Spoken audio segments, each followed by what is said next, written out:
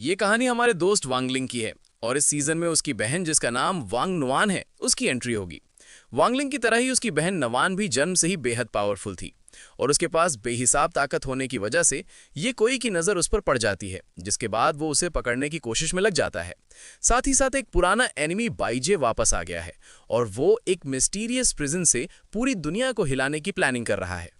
जब बाइजे वांग नुआन को किडनैप करने की कोशिश करता है तब हमें देखने को मिलेगी वांगलिंग की असली मॉर्टल किंग की पावर। पर इस कहानी में नवान को अपनी पावर पर बिल्कुल भी कंट्रोल नहीं है, इसी वजह से वांगलिंग उसकी जिम्मेदारी लेता है। तो क्या वांगलिंग अपनी बहन को उन बदमाशों से बचा पाएगा और क्या वांग नुआन अपनी पावर पर कंट्रोल पा सकेगी? जानने के लिए सीजन 5 जरूर देखना। अगर आप लोगों ने इसके बाकी के सीजन अभी तक नहीं देखे हैं तो इंटरनेट की शक्तियों का इस्तेमाल करके देख लेना।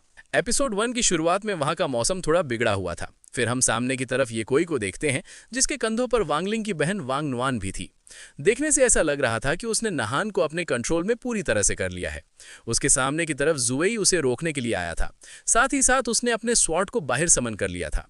उसी वक्त जुएई को कोई बता रहा होता है अल्ट्रा स्पिरिचुअल एनर्जी फ्रीक्वेंसी का पता चला है, ये डीमन के हमले के समय की तुलना में अरबों गुना ज्यादा पावरफुल है। उसकी ऐसी बातों को सुनकर उसके पसीने छूटने लगे थे, पर वो कहता कि ये कैसे पॉसिबल है, आखिरकार यहाँ चल क्या रहा है। इसी के साथ उसके बाकी के साथी अपने स्पिरिचुअल वेपन पर रवाना होकर उसके पास पहुंच चुके थे, जबकि जुएई परेशान होते हुए सामने उस बच्ची को देखकर बताता है, देखने से ऐसा लगता है कि ये breath of the demon child है। उसके ऐसा कहते ही वहां पर वांगलिंग और फ्रॉगी टू भी आ गए थे। अपने सामने उस अपोनेंट को देखकर फ्रॉगी कहने लगा, ये तुम्हारी कैपेबिलिटी से परे है, चलो अब ये हमारे लिए छोड़ दो। जिसके बाद वो अपने अंदर काफी ज्यादा स्पिरिचुअल मानव को स्टोर करके अपना जाइंट फॉर्म लेने लगा था। साथ ही साथ उसके ऊपर वांगलिंग सवार था, जो दिखने में काफी ज्यादा अमेजिंग लग रहा था। दूसरी तरफ नवान अपने दूध की बॉटल से एक फॉर्मेशन क्रिएट कर देती है और ये कोई इसमें अपनी पावर ऐड करते हुए काफी ज्यादा पावरफुल बनने के साथ सीधे वांगलिंग की तरफ बढ़ने लगा, जो देखकर वांगलिंग भी अपनी पावर को एक्टिवेट करते हुए उससे भिड़ जाता है। इसी के साथ एक जोरदार टकराव के साथ उनके एनर्जी का प्रेशर रिलीज हो रहा था। अगर वहां पर कोई नॉर्मल पर्सन या खुद जुई होता तो वो भी एक ही बारी में मारा जा सकता था। उसी वक्त वो दोनों एकदम से पीछे हट जाते हैं, जबकि नवान अपने खिलौने से वांगली पर हमला कर चुकी उसके अटैक को अपनी तरफ आता देखकर वो नीचे आते के साथ उसके अटैक से बचने लगा। साथ ही साथ कुछ अटैक को वो अपनी 2 फिंगर से डिस्ट्रॉय कर दिया था, पर उसके हमलों की वजह से वहां पर एक काफी बड़ा धमाका होता है, यहां तक कि वांगलिंग ने अपनी पावर को एक्टिवेट कर लिया था। इसी के साथ ये कोई पीछे से हमला कर चुका, जिसको वो बड़ी इजीली से डॉज करने के बाद घुमाने के साथ एक चक्री की तरह काफी दूर फेंक चुका, पर वो जहां जहां गया वहां सिर्फ तबाही मची। लेकिन ये कोई हार ना मानते ही वांगलिंग की तरफ आने लगा। दूसरी तरफ वांगलिंग बड़ी खामोशी के साथ अपनी आंख से काफी खतरनाक एनर्जी रिलीज करता है, पर उसका अटैक वो अपनी एक ही हाथ का इस्तेमाल करते हुए ब्लॉक कर लेता है। अब बार बार इन मामूली हमलों की वजह से ये कोई का दिमाग खराब हो गया था, जिसके बाद वो अपनी उंगली के सामने स्पिरिचुअल एनर्जी को कलेक्ट करते हुए बताता है, मैं ही असली इमॉर्टल किंग हूं, इसलिए तुम्हें मरना होगा। नीचे की तरफ उसके मॉम डैड को वांगलिंग की काफी फिक्र हो रही थी। साथ ही साथ मदर वांग बताती हैं कि तुम्हारा काम है बस एक जिम्मेदार बड़ा भाई बनना, इसलिए फाइट मत करो। ये बात सुनकर उसके डैड उसकी फिक्र करते हुए कहते हैं कि हे भगवान, वो तो सचमुच में जमकर फाइट कर रहे हैं। सामने की तरफ उसके हमलों को टक्कर देने के लिए वो एक काफी बड़ा आग का गोला तैयार करने लगा था, जिसके बाद उन दोनों के अटैक आपस में टकराने लगते हैं। जिसके बाद जो भी उस अटैक के सामने आया वो सब लाख में बदलता गया। दूसरी तरफ उसके फादर अपनी वाइफ के साथ रोमांस करते हुए बोले, अरे नहीं, सब कुछ तबाह होने वाला है। हनी, मैं तुमसे हमेशा प्यार करता रहूंगा, चाहे मौत हमें जुदा कर दे, फिर भी मैं तुमसे ही प्यार करूंगा। अब यहां से असली कहानी शुरू होती है, जहां पर उसकी मां प्रेग्नेंट थी। तभी मिस्टर वैंग पूछे, हनी क्या हुआ? जिस बात पर मदर वैंग बताती है कि मैंने सपना देखा कि वैंगलिंग मुझसे फाइट कर रहा था। वहीं पर वैंगलिंग फ्रॉगी 2 के साथ अपने स्नैक्स को एंजॉय कर रहा होता है, पर वो अपनी मां की बातें सुनकर थोड़ा हैरान हो जाता है। उसकी ऐसी बातों को सुनकर मिस्टर वैंग उसको अपने सीने से लगाते हुए कहे, चिंता मत करो, सब ठीक हो जाएगा। जो कहने के बाद वो अपने बच्चे के आने का इंतजार करने लगे। वहीं पर बैठा हुआ वैंगलिंग सुनो को मैसेज करते हुए बताता है कि तुम्हारी मदद के लिए शुक्रिया, जिसके रिप्लाई में वो बताते हैं कि सब कुछ हो गया, इसलिए बेफिक्र रहो सीनियर वैंग। इसके बाद यहां से हुआंगू वाटर कर्टन ग्रुप से सेनेटोरियम की तरफ आ गया था। जिसके बाद हम वहां पर चीफ डिसाइपल ली मियान जियान को देखते हैं, जो उन्हें बता रहे होते हैं, हुआंगू वाटर सर्टेन ग्रुप का शुक्रिया, इस साल सेनेटोरियम में एक नया प्लानिटर चेकअप एरिया बनाया गया है। यहाँ सारा खाना और ड्रिंक खास तौर पर प्रेग्नेंट महिलाओं के लिए बनाया जाता है, तो बेझिझक इनको एंजॉय करो। चलो यहाँ थोड़ा ब्रेक ले लेते हैं। फिर वो उनके लिए चाय सर्व करते हैं, पर मदर वांग इसे पीने से मना कर देती है, जो देखकर बुढ़ाऊ अपने मन में कहा कि ये उनका पहला बच्चा नहीं है, पर वो इतनी डरी हुई क्यों है। उनकी मन की बातों को सुनकर फ्रॉगी 2 बताता है कि इन इंसानों को पावर के बारे में कुछ भी नहीं पता। वैंग फैमिली का हर एक मेंबर नई जिंदगी के आने पर अलग अलग तरह के रिस्पॉन्स करता है, जबकि वैंगलिंग एक कोने में चला गया था। उसी वक्त उसके पास फ्रॉगी आते के साथ पूछता है कि तुम यहाँ पर क्या कर रहे हो। उसकी इस बात का जवाब देते हुए वैंगलिंग बताता है, मैं पढ़ रहा हूँ कि एक अच्छा बड़ा भाई कैसे बने। जिसके बाद वो अपने स्पिरिचुअल आई को एक्टिवेट करने के साथ सामने जितनी भी किताबें पढ़ी थीं उन सब की नॉलेज वो सब कल्टिवेट के द्वारा सीख रहा था। उसको नॉलेज लेता देखकर फ्रॉगी हैरान होते हुए कहता है कि मैंने तुम्हें पहली बार इतना सीरियस देखा है। उसी वक्त वहां पर एक ड्रोन वैंगलिंग का नाम लेता है, जिसकी वजह से उसकी कल्टीवेशन रुक गई। पर वो देखता है कि मेरा नाम किसने लिया। उसके सामने की तरफ ड्रोन कहने लगा, तुम्हारे दोस्त तुम्हारा इंतजार कर रहे हैं। जिसे सुनते ही वो तुरंत उनसे मिलने के लिए चला गया था, जहां पर चांचाओ की उस पर नजर पड़ चुकी थी। फिर वो उसकी तरफ दौड़ने के साथ करीब आते हुए बताता है, तुम्हारा क्या ख्याल है, तुम्हें जल्दी ही एक छोटी बहन मिलने वाली है, तुम काफी एक्साइटेड हो, है ना? पर वैंगली कहता है कि तुम सब यहाँ हो जैसा कि मैंने सोचा था। तभी लिंसिया यू गुहाओ के कान में कुछ कहती है। सीनियर चांचाओ इतना क्यूरियस क्यों है और उसे ये कैसे पता चला कि वैंगलिंग की मां को बेटी होने वाली है?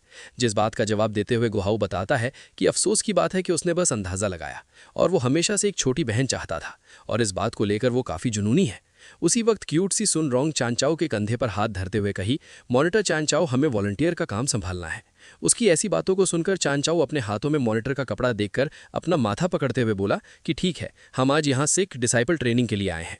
इसके बाद यहाँ सीन उसी जगह की तरफ आ गया था जहाँ पर चांचाओ और गुहाओ अपने अपने काम पर लग चुके थे, जबकि फ्रॉगी इतने सारे लोगों को देखकर पूछा कि इतने सारे बच्चे मेडिकल चेकअप के लिए क्यों आ रहे हैं। इस बात पर सुनरोंग बताती है, ये मेडिकल रिपोर्ट है, ये स्कूल में एडमिशन के लिए काफ़ी ज़रूरी होती है। फिर हम आसपास के बच्चों को देखते हैं, जहाँ पर कोई अपनी स्पिरिचुअल पावर का टेस्ट कर रहा है और कोई अपनी स्ट्रेंथ का पता लगा रहा है।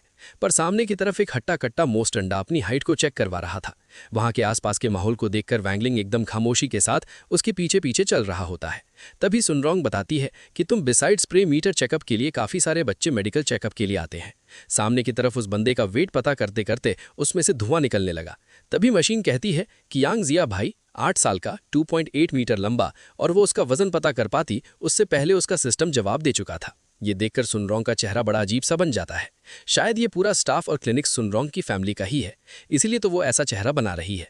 पर फ्रॉगी को इस बात पर यकीन नहीं हो रहा था कि 8 साल का हो ही नहीं सकता। फिर उसकी नज़र एक भालू पर पड़ जाती है जो अपने ही एटीट्यूड में चल रही थी, जबकि वो लोग कह रहे थे कि पेंट की खराबी का पता चला है। इंजीनियर्स, हमें तुम्हारी वेट टेस्टिंग एरिया में ज़रूरत है। उसी वक्त सामने की तरफ एक बच्ची रोए जा रही थी, जो देखकर उसकी माँ उसको सर से हिलाते हुए समझाती है, कोई बात नहीं स्वीट हार्ट, अगले साल फिर कोशिश करना। उनकी ऐसी बातों को सुनकर भालू का बच्चा कह रहा था, अफसोस की बात है इस साल के बच्चों का ग्रुप काफ़ी खराब है।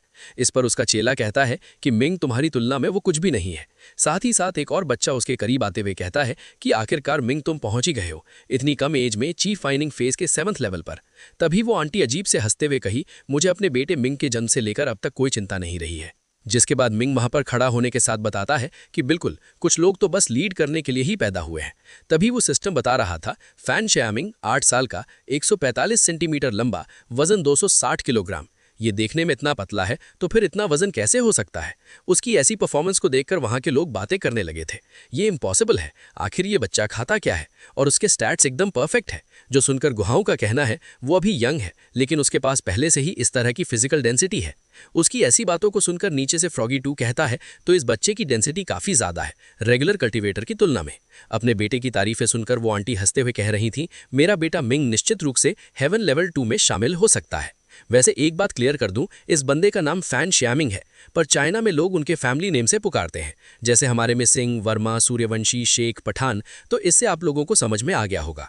उसी वक्त फैन श्यामिंग की नज़र वैंगलिंग पर पड़ जाती है, जो देखकर उसको याद आ गया जहां पर उसने वैंगलिंग को काफ़ी बुरी तरह से हरा दिया था।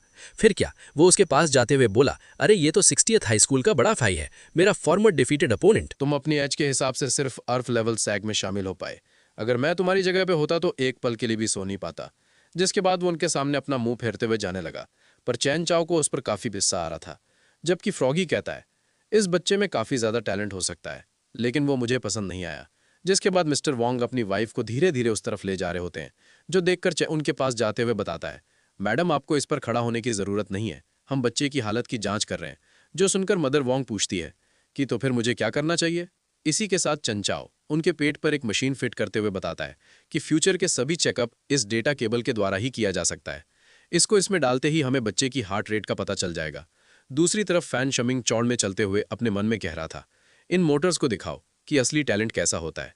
जबकि मदर वोंग का चेकअप शुरू हो चुका था, जहां पर लिंच या वायु की जांच कर रही थी, पर स्क्रीन पर अलग अलग तरह की इमेज शो हो रही थी, जैसे दूध की बोतल, छोटी फिश और कई सारे खिलौने, जो देखकर वो एल्डर काफी हैरान होते हुए कहते हैं, ये क्या है? मैंने कभी नहीं सुना। दिल की धड़कन इतनी पावरफुल कैसे हो सकती है? उसकी धड़कनों को सुनकर वो बंदा बताता है कि ध्यान से सुनो, ये किसी गाने जैसा लगता है। दूसरी तरफ फैन स्टमिंग पीछे मुड़कर देखता है तो उसके होश उड़ चुके थे, जबकि वो दोनों नाच रहे होते हैं। तभी गुआ हाओ बताता है कि ये फेमिलियर रिदम है, ये पहली बार है जब मैंने इतनी तेज फिटल हार्ट बीट सुनी हो। साथ ही साथ अब वहां पर सारे के सारे लोग नाचना शुरू कर चुके थे। यहाँ के ऐसे मंजिल को देखकर फैन स्टमिंग काफी ज्यादा भड़कते हुए कहने लगा था, तेरी कि ये तो बस एक अनबॉर्न फिटस है। दूसरी तरफ वोंगलिंग और उसके डैड अपना माथा पकड़ लेते हैं। साथ ही साथ मदद वोंग के भी होश उड़ चुके थे। तभी सुनोंग उनसे कहती है कि मैडम, क्या आप खुश नहीं हैं? आपका बच्चा काफी चंचल है। उसकी ऐसी बातों को सुनकर मदर वोंग खुश होने के बजाय रोते हुए बताती है कि अरे बाप रे, तुम समझती नहीं हो, कभी कभी बहुत ज्यादा एनर्जी का होना ये जरूरी नहीं है कि अच्छी बात हो। पर वहां के सारे लोगों को इसमें मजा आ रहा था, लेकिन फैन स्टैमिंग इससे अभी भी काफी गुस्से में होता है।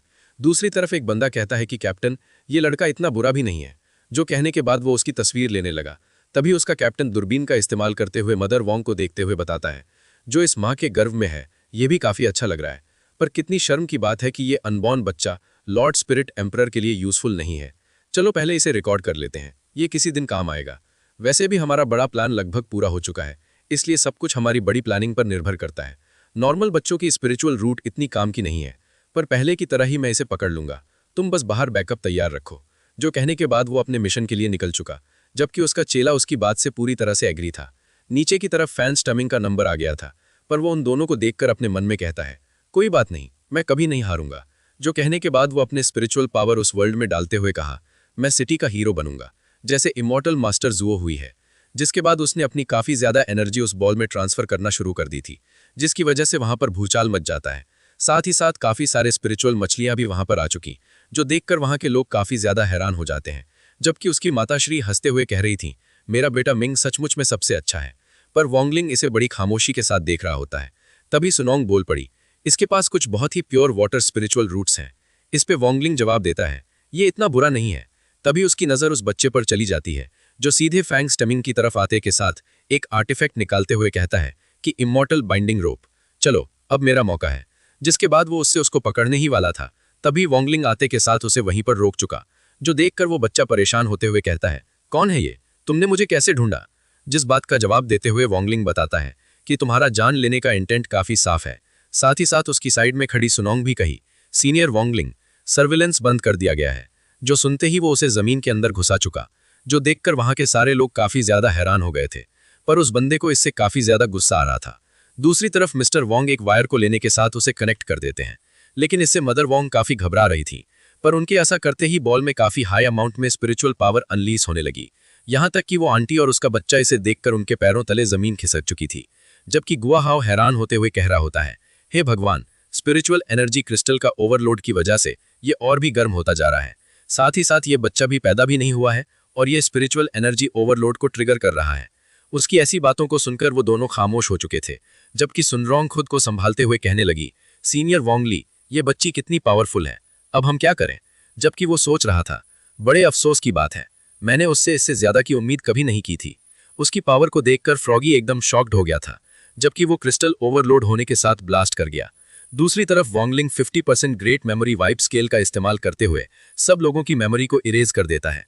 जिसके बाद वो लोग खुद को संभालते हुए कह रहे थे, अभी यहाँ पर क्या हुआ? मुझे लगता है मैंने बहुत तेज रोशनी देखी। जबकि सुनरोंग शर्माते हुए कह रही थी, सीनियर वोंग, मुझे ऐसा लगता है कि तुम मेरी याददाश्त मिटाना भूल गए हो। उसकी इस बात पर वोंगलिंग उसको बताता है कि हमारे पास ग्रेट प्रॉमिस स्पेल है ना? अब ये सुनकर सुनोंग काफी खुश हो जाती है, पर वो फर्श की तरफ देखते हुए कहने लगी, वो हमारी उंगलियों से फिसल गया, पर इसे कौन बताए कि उसने ये जानबूझकर किया है। जिसके बाद वो अपनी स्वॉर्ड जिंगिक को बाहर की तरफ निकाल लिया था, पर जिंगिक खुद उससे पूछता है, स्वॉर्ड मास्टर, हमें इसे कैसे संभालना चाहिए? ये बात सुनकर वोंगलिंग कहा, उसके ठिकाने का पता लगाओ, फिर उन्हें मिटा दो। जिस पर एग्री करते हुए वो तुरंत निकल गया उनका पता लगाने के लिए। दूसरी तरफ उस बंदे की हालत काफी बुरी दिख रही थी। साथ ही साथ वो खून की वॉमिटिंग करते हुए बोला, एलेक्सर लेने के बाद भी मेरी इंजरी हील क्यों नहीं हो रही है? उस क्रिएचर के अटैक ने मेरे को काफी बुरी तरह से इंजर्ड कर दिया। जिसके बाद उसका चेला उसके आगे के प्लान के बारे में पूछने लगा। इस पर वो बंदा बताता है कि अगर हमें वो बच्चा मिल जाए तो ये लाखों नहीं करोड़ों टैलेंटेड बच्चों के बराबर होगा, इसलिए मुझे उस लेडी को पकड़ना होगा ताकि मैं उसके बच्चे को ले सकूं। उसके ऐसे प्लान को सुनकर उसका चेला कहता है कि इतना बड़ा प्रोजेक्ट, क्या हमें इसकी सबसे पहली रिपोर्ट लॉर्ड स्पिरिट एम्परर को नहीं देनी चाहिए और ग्रैन्युलैरिटी को एंश्योर करो। इस पर वो बंदा उसे मारते हुए बोला, हम देर रात तक कल्टीवेशन क्यों करते हैं और हमारी आंखों के नीचे काले घेरे क्यों हो रहे हैं। ये बात सुनकर उसका चेला बताता है कि ये लॉर्ड स्पिरिट एम्परर को दिल चुराने के लिए है। चलो माफ करना, ये सब हमारे सेक्ट के लॉन्ग टर्म विकास के बारे में है। पर वो बंदा उस पर गुस्सा करते हुए कहता है, नहीं, ये हमारी टीम सालाना केपीआई के लिए है। केपीआई की परफॉर्मेंस इंडिकेटर है। ये अंदाजे से नहीं बल्कि डेटा पर चलता है।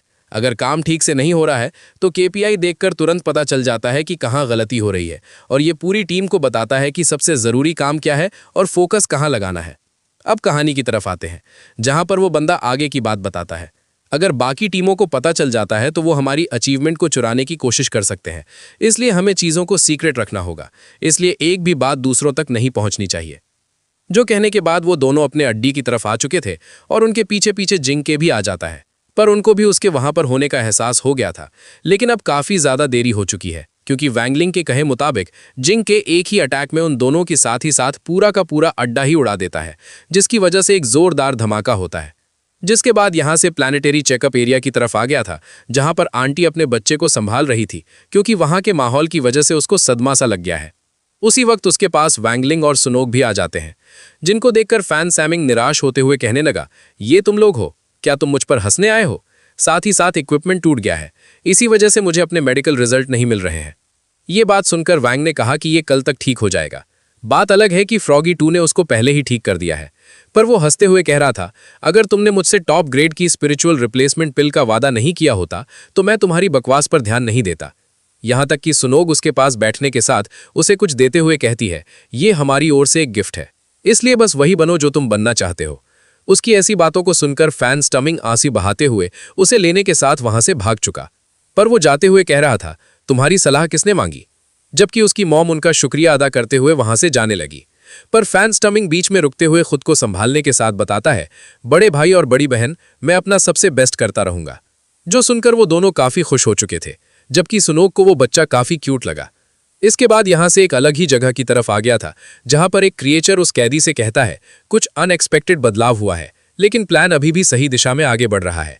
इस पे तो वो बंदा मुस्कुराने लगा। अब आगे नेक्स्ट एपिसोड की शुरुआत सांगाई मिस्टिक प्रिजन का सीन दिखाते हुए होती है, जहां पर एक एल्डर दूसरे एल्डर को बता रहा था, लॉर्ड स्वॉर्ड सेंट, मैंने सुना है कि उसी पर स्वॉर्ड गॉड के साथ फाइट करने के बाद तुम्हारे पास काफी ज्यादा स्पिरिचुअल एनर्जी आ गई है, इसके लिए तुम्हें बधाई हो।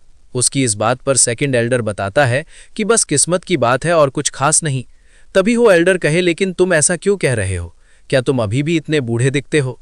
तो उसकी इस बात पर सेकंड एल्डर हंसते हुए बताते हैं कि तुम एनर्जी कंजर्वेशन के बारे में जानते ही हो। जिसके बाद वो दोनों चलते हुए आगे जाने ही वाले थे, तभी एक जेल में से उन एल्डर पर कोई खतरनाक अटैक चल देता है। पर वो दोनों ये जानते हुए भी बेफिक्र होकर आगे बढ़ रहे थे, क्योंकि उनके पीछे बड़ा सा आयरन गोलम अपनी आंखों से उस पर अटैक कर चुका, जिसकी वजह से वो बंदा जिसने उन पर हमला किया वो काफी बुरी तरह से फंस जाता है। जो देखकर फस्टर बताते हैं, सांगाई फर्स्ट प्रिजन का डिफेंस हर साल और भी स्ट्रांग होता जा रहा है। ये इंप्रेसिव है। जिस बात पर अग्री करते हुए सेकंड एल्डर कह रहे थे, ये डिवाइन ट्रांसफॉर्मेशन एआई गोलकीपर सचमुच में काफी ज्यादा इनक्रेडिबल है। जिसके बाद वो दोनों एक गेट के सामने आ चुके थे, जिसमें एंटर करने के लिए उन्हें एक टोकन की जरूरत होगी। तभी उस प्रिजन के अंदर की तरफ देखते हुए एल्डर कहे, लॉर्ड चैन नॉन सुमन यहाँ बंद है। जो सुनते ही लॉर्ड चैन उसमें अपना टोकन इंजेक्ट करने के साथ उस गेट को खोल चुके। गेट खुलने के बाद अंदर एक पावरफुल बंदा कहता था, जो देखकर लॉर्ड एन उस बंदे का नाम पुकारते हैं, जिसे सुनते ही नानसान बड़े अजीब से हंसने के बाद अपनी प्यारी सी शक्ल उन्हें दिखाता है। अब इस नज़ारे को देखकर वो एकदम से हैरान होते हुए कह रहे थे, अरे मेरे जूनियर की निगाहें पहले से कहीं ज़्यादा साफ दिख रही हैं। जबकि एल्डर बताते हैं कि लगता है उसके अंदर का इनर डीमन बाहर की तरफ निकल गया है, लेकिन उसकी कल्टीवेशन टेक्निक्स थोड़ी ज़्यादा ही खतरनाक है, इसलिए उसे अभी भी अलग हिरासत में रखना ही सही होगा। ये सुनकर लॉर्ड चैन कहते हैं, नहीं तो उसका इनर डीमन वापस लौट आएगा, है ना? उसकी बात को सही ठहराते हुए एल्डर सामने की तरफ देखने के साथ बोले, आईलाइनर के साथ या उसके बिना ये बिल्कुल दो अलग अलग चेहरों की तरह है। उसकी ऐसी हरकतों को देखकर लॉर्ड चैन के पसीने छूटने लगे, पर वो बताते हैं तुमने काफी कुछ झेला है। उनकी ऐसी बातों को सुनकर एल्डर अपने लॉर्ड से कहे कि आपने मेरी काफी ज्यादा तारीफ कर दी, लेकिन ये मेरी जॉब का हिस्सा है। जिस बात पर लॉर्ड सैन बताते हैं कि हमें अपने पावर लेवल के साथ उसे हेवन लेवल सेल में बंद कर देना चाहिए, लेकिन हेवन लेवल सेल में पहले से ही एक खतरनाक बंदा मौजूद है। अगर वो दोनों एक साथ रहे तो जरूर चैन का इनर डीमन फिर से अवेकन हो जाएगा। वैसे भी हमने इसके बदले काफी अच्छी खासी रकम चुकाई है इस आदमी को पकड़ने के लिए। जिसके बाद वो वहां से जाने लगे। प्रिजन के बाहर की तरफ एल्डर अपने लॉर्ड से एक रिक्वेस्ट करता है, और वो रिक्वेस्ट क्या है हमें अभी मालूम पड़ जाएगा। इसके बाद यहाँ से प्रिंसिपल ऑफिस की तरफ आ गया था, जहाँ पर प्रिंसिपल अपने सामने उन स्टूडेंट को देखकर बता रहे होते हैं, 16 हाई स्कूल के एलीट क्लास के एडल्ट के रूप में तुमको एनुअल फील्ड असेसमेंट के लिए सिलेक्ट किया गया है। ये बात सुनकर सुनोग उनके सामने ग्रीट करते हुए पूछती है, हेडमास्टर क्या मैं पूछ सकती हूँ कि ये मिशन किस बारे में है? जिसका जवाब देते हुए हेडमास्टर बताते हैं कि इस मिशन का थीम है स्केप रूम। अब उस कमरे का नाम सुनकर सब के सब लोग काफी हैरान हो गए थे, बस वोंगलिंग को छोड़कर। जबकि हेडमास्टर बोलते हैं कि चिंता करने की कोई जरूरत नहीं है, टेस्ट की जगह शेंगा फर्स्ट प्रिजन है। इसका गोल ये टेस्ट करना है कि नई सेल कितनी अच्छी तरह से बनी है, इसलिए तुमको टेस्ट सेल को तोड़ने के लिए किसी भी मेथड का इस्तेमाल करने की परमिशन है, जिसमें वायलेंस भी शामिल है। अब ये सुनकर वो तीनों काफी ज्यादा हैरान होते हुए अपने मन में कह रहे थे, तो फिर फर्स्ट प्रिजन को पूरी तरह से दोबारा बनाने की जरूरत है। तभी हमें एक आवाज बताती है कि कोई नहीं जानता कि वोंगलिंग इस समय किस बारे में सोच रहा है। लगता है वो काफी ज्यादा जरूरी बात के बारे में सोच रहा है, फील्ड असेसमेंट की तुलना में। जिसके बाद यहां सीन वोंगलिंग के घर की तरफ आ गया था, जहां पर वो बाहर की तरफ जा रहा था क्योंकि अब असेसमेंट का समय हो गया है। तभी उसके पेरेंट्स वोंगली को वहीं पर रोकते हुए उसके करीब आते के साथ कहते हैं, हमारी वोंग फैमिली के पास तुम्हारे लिए एक जरूरी मिशन है। पर इस मिशन के बारे में वोंगली को कुछ भी नहीं पता था, इसलिए उसकी माँ इस नए मिशन के बारे में पूरी की पूरी जानकारी उसके कान में बता देती है, जिसे सुनते ही वोंगली सोच में पड़ गया। इसके बाद यहाँ सीन शंघाई फर्स्ट प्रिजन की तरफ आ गया था, जहां पर वो दोनों एक जगह पर टेलीपोर्ट हो चुके थे। जबकि गुहाओ कहता है कि चचाओ क्या तुम डरे हुए हो? दूसरी तरफ चचाओ घबराते हुए कहा, मैं निगरानी कर रहा हूं, साथ ही मैं डरा हुआ नहीं हूं। तभी एक ड्रोन आते के साथ उन्हें हेलो करता है। ये सुनते ही वो डरते हुए गुहाओ वहां पर चढ़ने के साथ कह रहा था, प्लीज मुझे माफ कर दो, मैंने सबक सीख लिया है। पर उन पर नजर रख रही वो लड़की उन एल्डर्स को बताती है, रिपोर्टिंग के लिए हमने 6 क्रेन को ग्रुप में बांट दिया है, उनकी ओवरऑल एक्टिविटी के आधार पर। क्या हम कंपैरेटिव टेस्ट शुरू करें? उसकी ऐसी बातों को सुनकर एल्डरा बताते हैं कि क्या ये नए लोग फाउंडेशन एस्टैब्लिश्ड पेज में हैं, वैसे क्या ये ट्रेनिंग में सच में मदद करेगा? ये बात सुनकर लॉर्ड चैन का कहना है, अगर फाउंडेशन एस्टैब्लिश्ड पेज में भी ये नए लोग फर्स्ट प्रिजन में कमियां ढूंढ सकते हैं तो ये बहुत बड़ी समस्या है। उनकी बात पर अग्री करते हुए एल्डर कह रहे थे, लॉर्ड आपने ठीक कहा, फर्स्ट प्रिजन का डिफेंस सदियों से स्ट्रांग किया गया है, इसमें किसी भी तरह से चूक नहीं होगी, बिल्कुल भी नहीं। इस साल हमने कल्टीवेशन के लेटेस्ट टेक्नोलॉजी का इस्तेमाल किया है, यहां तक कि ये टेस्ट सेल भी इसमें लेटेस्ट AI एल्गोरिथम सिस्टम है। इसलिए लॉर्ड सैंड देखो और इंतजार करो, अगर इनमें से एक भी ग्रुप फर्स्ट प्रिजन के टेस्ट को तोड़ सकता है तो मैं फर्स्ट प्रिजन के सुपरवाइजर की पोजीशन से इस्तीफा दे दूंगा। अब ये तो गया, यहां तक कि वहां पर उनका आयरन गोलम भी घूम रहा था। दूसरी तरफ सुनोंग और वोंगलिंग को एक साथ टेलीपोर्ट किया गया था, पर सुनोंग शर्माते हुए अपने मन में कह रही थी, टेस्ट के लिए आने से पहले मुझे किसी ने ये नहीं बताया कि ये ग्रुप टेस्टिंग होगी। क्या बात है, मैं सीनियर वोंगलिंग के साथ एक कमरे में हूं। नहीं, मुझे साथ रहना होगा, खासकर अभी। मैं सीनियर वोंगलिंग को निराश नहीं कर सकती। इसी के साथ वहां पर ड्रोन प्रोजेक्टर आते के साथ उन दोनों को हेलो करते हुए बताता है, मैं वॉस हूं, फर्स्ट प्रिजन का AI डिफेंस सिस्टम बटलर। अब तुम अपनी आंखों पर लगी बंधी पट्टी को हटा सकते हो। जो सुनते ही सुनरोंग अपनी आंख पर लगी पट्टी हटा चुकी, जो देखकर वॉस कहने लगा, मैं अपनी तरफ से हर पॉसिबल कोशिश करूंगा ताकि बाद में तुमको टेस्ट चैम्बर से भागने से रोका जा सके। जबकि वोंगलिंग अभी भी कुछ सोच रहा था, जो देखकर सुनरोंग अपने मन में कहीं, सीनियर वांग आज सुबह से किसी बात के बारे में सोच रहे हैं। क्या ऐसा हो सकता है कि सीनियर वांग की सील कमजोर हो रही हो? उसी वक्त वहां पर वोंगलिंग का सबसे फेवरेट स्नेक टेलीपोर्ट कर दिया गया था, जो देखकर वो उसे लेने के लिए जाने लगा। जो देखकर सुनरोंग परेशान होते हुए कहती है, सीनियर वोंगलिंग मत जाओ। पक्का एक ट्रैप हो सकता है, लेकिन बैंगलिंग को इससे क्या ही मतलब है?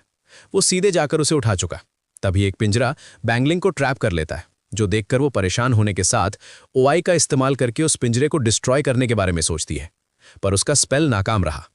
जो देखकर सुनोंग कह रही थी, मैं अपनी स्पिरिचुअल एनर्जी को कंडेंस नहीं कर पा रही, ये कैसे हो सकता है? पर वैंगलिंग को इन सबसे कोई परवाह नहीं थी। वो बस अपने स्नैक्स को एंजॉय करने लगा। वहां के इस मंजर को देखकर वोस बताता है कि जिस डेड सेल में तुम हो उसमें बहुत कुछ एडवांस सप्रेसेंट टेक्नोलॉजी का इस्तेमाल किया गया है, इसलिए रोकने वाली बेड़ियों की कोई जरूरत नहीं है। साथ ही तुम्हारी स्पिरिचुअल एनर्जी को अभी भी सप्रेस किया जा रहा है। दूसरी तरफ वैंगलिंग अपनी चीज को आधा करके सुनोंग को दे देता है, जिसको लेने के बाद वो अपने मन में कहने लगी, सीनियर बैंगलिंग सोच रहे होंगे कि यहां से समझदारी से कैसे बचा जाए। फिर वो उसे खाने के साथ बताती है, वरना फर्स्ट प्रिजन पूरी तरह से डिस्ट्रॉय हो जाएगा। रुको, ये कुरकुरे नूडल का टुकड़ा उसे सीनियर बांगली ने काट लिया था। दूसरी तरफ वो ये सोचकर खुश हो ही रही थी, तभी अगले सीन में स्याओ फ्रॉगी का इस्तेमाल करते हुए उस गेट पर फायरबॉल की बौछार कर देती है।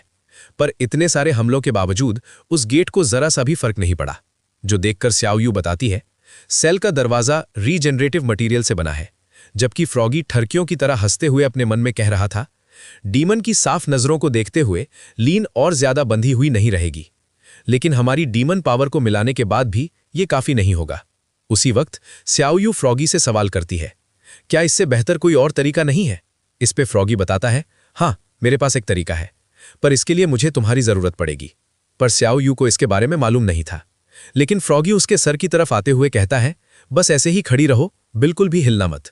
ये कहते ही उसने अपने मुंह में स्पिरिचुअल एनर्जी कंडेंस करना शुरू कर दी, और उसके इस हमले की वजह से वो गेट पूरी तरह से डिस्ट्रॉय हो सकता था। लेकिन उससे पहले स्याओ काफी गुस्से के साथ उसे नीचे पटक देती है। नेक्स्ट सीन में उन दोनों के सामने काफी स्ट्रॉन्ग गेट था, जिसको खोलते खोलते गुआहाओ की बैंड बच चुकी थी। पर चैनचाओ ने अभी तक हार नहीं मानी थी। उसको इतनी कोशिश करता देखकर गुआहाओ उसको बता रहा था, नहीं चैनचाओ, हमारी स्पिरिचुअल एनर्जी रिस्ट्रिक्टेड हो रही है।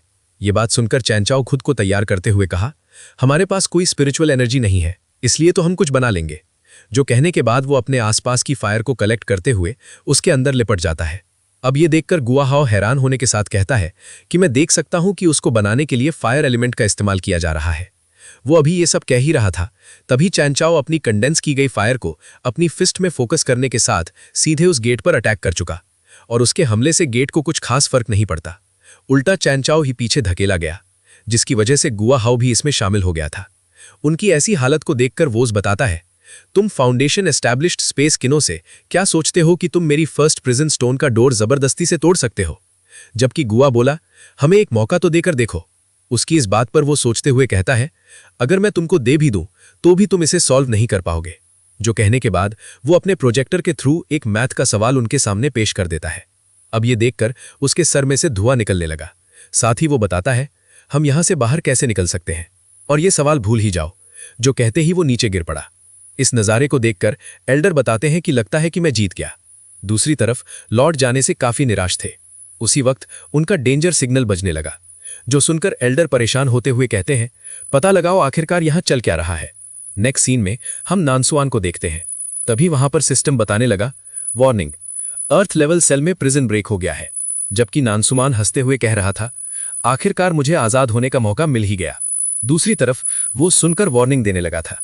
साथ ही वो कहा, अर्थ लेवल सेल में प्रिजन ब्रेक हो गया है। उसकी ऐसी बातों को सुनकर सुनरोंग उसे बता देती है कि यहाँ कुछ गड़बड़ है। ये बात सुनकर वोंगलिंग एक ही बारी में उस पिंजरे को वहीं पर पहुंचा देता है जहां से वो आया था। अब ये देखकर वो उसके होश उड़ गए थे।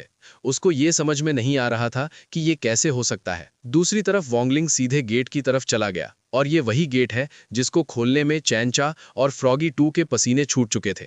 जबकि वहीं की स्क्रीन पर सेम टू सेम मैथ का सवाल था। उस सवाल को देखकर सुनो का कहना है, ये सवाल सचमुच में काफी मुश्किल है, लेकिन मैं इसे सॉल्व कर सकती हूँ। सीनियर वोंग, मुझे बस 10 मिनट दीजिए। पर वोंगलिंग को वो सवाल बिल्कुल भी समझ में नहीं आया, इसलिए वो अपनी एक ही उंगली का इस्तेमाल करते हुए दरवाजे को अपने रास्ते से ही हटा देता है। अपने सामने इस नज़ारे की उम्मीद सुनोंग ने पहले से ही की थी, पर वो बॉस की तरफ देखते हुए कहती है, सीनियर वोंग, एआई अभी भी रिकॉर्डिंग कर रहा है। पर वोंगलिंग की पावर को देखकर एआई खुद टकराने लगा था। जबकि वोंगलिंग उस पर अपनी उंगली करते हुए कहता है, चलो फिर इसे मिटा देते हैं। जो देखकर वो उसकी पढ़कर 4 हो चुकी थी। जबकि सुनोंग परेशान होते हुए वोंगलिंग को वहीं पर रोकने के साथ बताती है, सीनियर वोंग, ये सिस्टम काफी महंगा है, क्या मैं उससे बात करूं? जिसके लिए वोंगलिंग भी तैयार हो गया था। इसी के साथ वो वोंगलिंग की तरफ जाते हुए बड़े प्यार से कहती है, प्लीज मिस्टर एआई, क्या तुम ऐसा दिखावा कर सकती हो कि तुमने कुछ देखा ही नहीं? उसकी ऐसी बातों को सुनकर एआई अपना मुंह बनाते हुए कहा,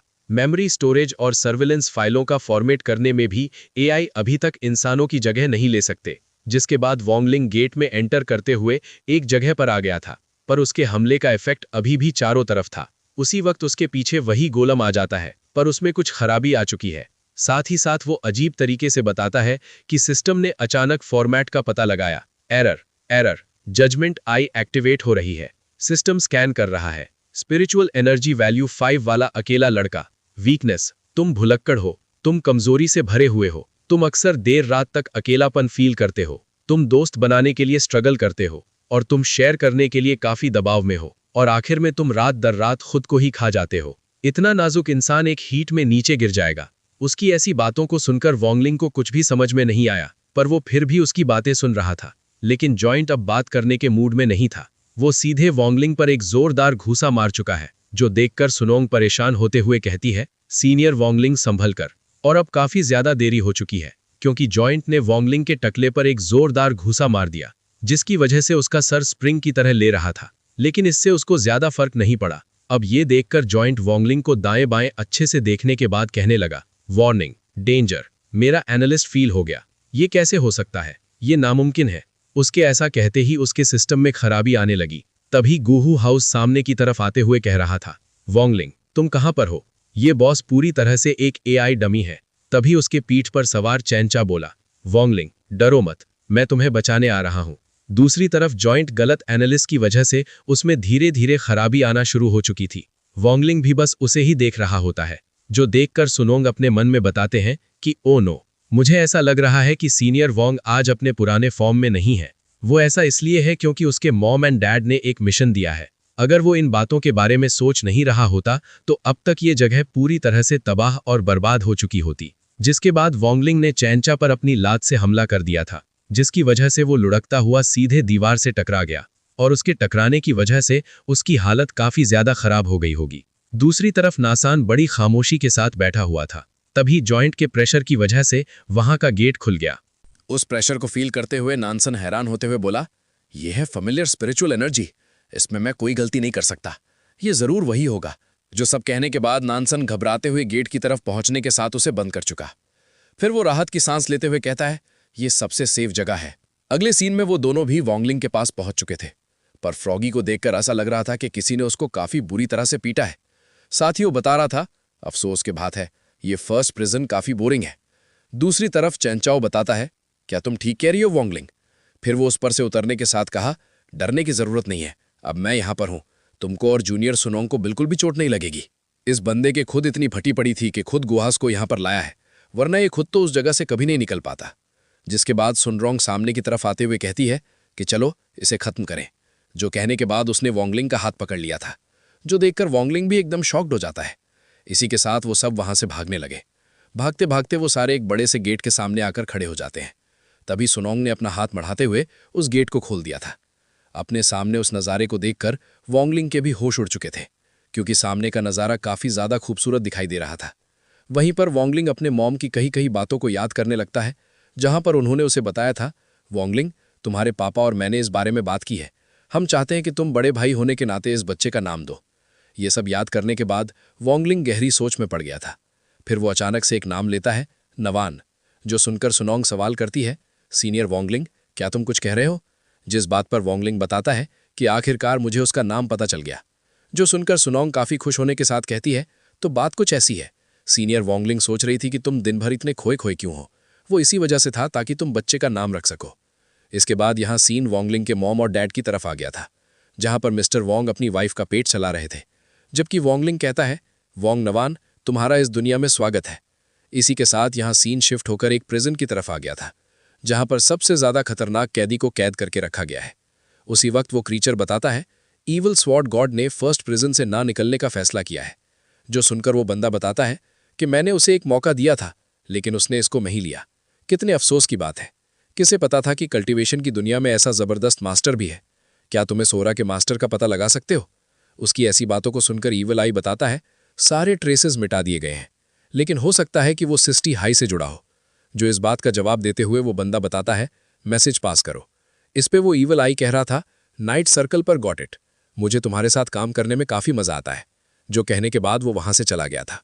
हमें एक मिस्टीरियस जगह दिखाते हुए होती है, वहीं पर कुछ लोडिंग हो रहा होता है, पर वो अचानक से माइनस में जाने लगा। तभी पागल सन के गुस्सा करते हुए कहता है, मैंने इतने सालों में जो भी 5 एलिमेंट स्पिरिचुअल एनर्जी कलेक्ट की थी वो पूरी तरह से बर्बाद हो गई है। उसी वक्त वहां पर उसका चेला आते के साथ बताता है कि लॉर्ड स्पिरिट एम्परर, मुझे लगता है कि इसका कनेक्शन साउदर्न ब्रांच केव के डिस्ट्रॉय होने की वजह से है। ये बात सुनकर लॉर्ड स्पिरिट एम्परर काफी ज्यादा भड़कते हुए बोला, तो मुझे इसके बारे में अभी क्यों पता चल रहा है? लॉर्ड को इतने गुस्से में देखकर उसका चेला घबराते हुए बताता है, night skull crisis response manual कहता है कि ऐसे मामलों में पब्लिक रिलेशन डिपार्टमेंट को पब्लिक ओपिनियन रिस्क असेसमेंट करना चाहिए और कनेक्टेड डिपार्टमेंट का पता लगाने के लिए कि नुकसान कितना हुआ है। नुकसान का पता लगाने के लिए और हालात के लिए पीआर स्ट्रैटेजी बनाने के लिए अलग अलग डिपार्टमेंट के साथ एक मीटिंग होगी, तभी हम आपको रिपोर्ट कर पाएंगे। लॉर्ड अब ये सुनकर स्पिरिट एम्परर उस पर और ज्यादा गुस्सा करते हुए कहता है, आखिरकार ये बेतुका का तरीका किसने सोचा? उसके इस बात का जवाब देते हुए चेला बताता है कि मेरे मालिक, क्या आपको ये याद नहीं है कि पिछले साल आपने ये कास्टिंग एफिशिएंसी प्रोग्राम शुरू किया था? इसलिए अपने चेले की ऐसी बातों को सुनकर स्पिरिट एम्परर उसे कल काम पर आने से मना कर देता है। जो सुनते ही उसे गहरा सदमा लग चुका था। फिर वो एक मूर्ति बनने के साथ चकनाचूर हो चुका। दूसरी तरफ स्पिरिट एम्परर अपना दिमाग गर्म करते हुए कह रहा था, जाओ उसे देखो, मेरे स्क्वाड केव पर बम गिराने की हिम्मत किसकी हुई? उसी वक्त उसका चेला उसके सामने एक स्क्रोल पेश करते हुए कहता है कि शांत हो जाओ लॉर्ड स्पिरिट एम्परर, हमारी रेड स्क्वाड इंटेलिजेंस का काम संभालती है और ये रही लेटेस्ट इन्फॉर्मेशन। इस पर लॉर्ड सवाल करता है, क्या ये भरोसे के लायक है? जिस बात का जवाब देते हुए उसके चेले का कहना है, ये इन्फॉर्मेशन सीधे सांघाई फर्स्ट प्रिजन से ऑनरेबल पर्सन से मिली है। अब ये सुनकर वो काफी ज्यादा खुश हो गया था। फिर वो स्क्रोल को अपने करीब लाते हुए चेक करता है और उस फोटो में मिस्टर वैंग और वैंगलिंग थे। इसके बाद यहां से शिफ्ट होकर वैंगलिंग के घर की तरफ आ गया था। एक कमरे के अंदर सामान हर जगह फैला हुआ होता है, जबकि मिस्टर वैंग कंप्यूटर चलाते हुए कुछ देख रहे थे। तभी उस कंप्यूटर में से आवाज आती है, एंडिंग पॉइंट नॉवल ऑनलाइन की लेटेस्ट अनाउंसमेंट के अनुसार इस साल के model author of the years की एवरेज एज 18 साल से कम की है।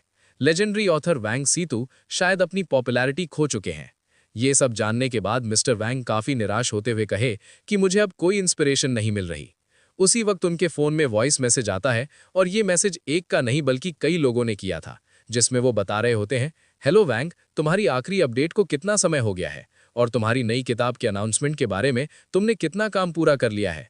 भाई, दूसरी नॉवल दी अनलाइकली लिटिल फेरी के बारे में क्या है? ये कई महीनों से लगातार मंथली वोट चार्ट के टॉप पर रहा है। उनकी ऐसी बातों को सुनकर मिस्टर वैंग काफी ज्यादा परेशान हो चुके थे। दूसरी तरफ वो तीनों भी उन्हें ही देख रहे होते हैं। तभी वो बंदा उन्हें बता रहा था, क्या तुम्हारी इंस्पिरेशन खत्म हो गई है?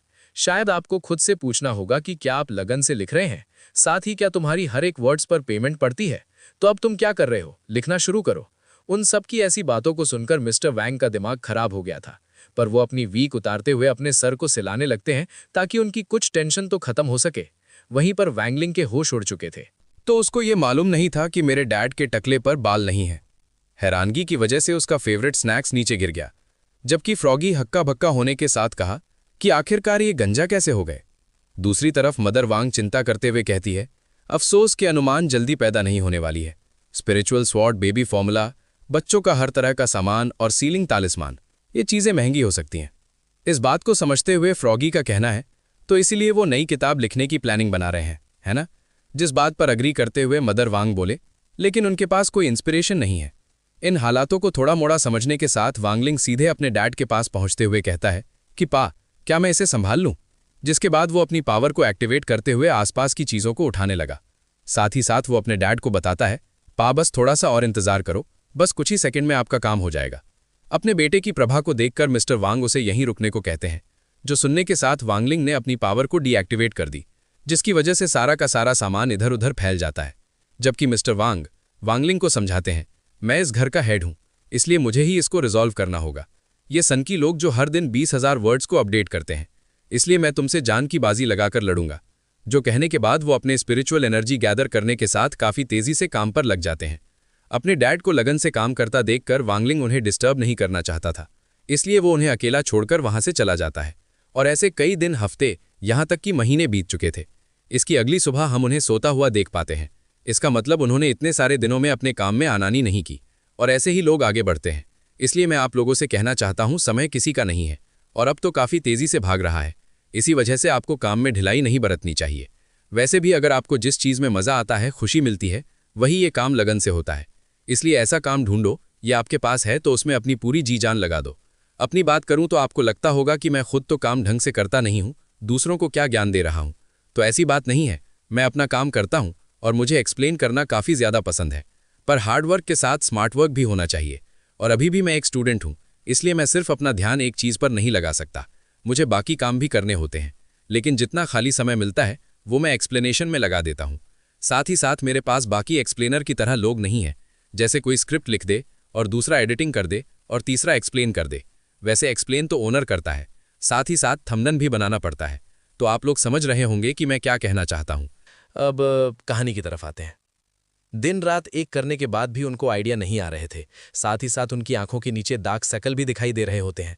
घर के बाहर की तरफ सुनोंग काफ़ी ब्यूटीफुल आउटफिट के साथ घर की बेल बजाती है, जिसे सुनकर मिस्टर वांग दरवाज़ा खोलते हैं, पर वो अपने सामने सुनोंग को देखकर हैरान हो गए थे। तभी वो उसके आने का रीज़न पूछते हैं, जिस बात पर सुनोंग बताने लगे, सीनियर वांग ने हमें बताया था कि आप अपनी नई किताब के लिए इंस्पिरेशन ढूंढ रहे हैं, लेकिन घर में बंद रहने से कोई फ़ायदा नहीं होगा, इसलिए मिस्टर वांग प्लीज़ मेरे साथ आएँ। जिसके बाद हम सामने की तरफ फ्रॉगी को देखते हैं, जिसने बस का फॉर्म ले रखा था। इसी के साथ वो उन्हें बस की तरफ लाते हुए कहती है, आज मैं इस ट्रिप पर आपकी गाइड रहूंगी, जहां पर आपको इंस्पिरेशन मिलेगी। तभी उस गेट का दरवाजा खुल गया था, जिसमें सब लोग एंटर करते हैं। पर जब वैंगलिंग बस में चढ़ ही रहा था, तभी उसको आसमान से कुछ अजीब सा एहसास होता है, पर वो उस पर ज्यादा ध्यान नहीं देता। इसी के साथ वो बस में घुस गया।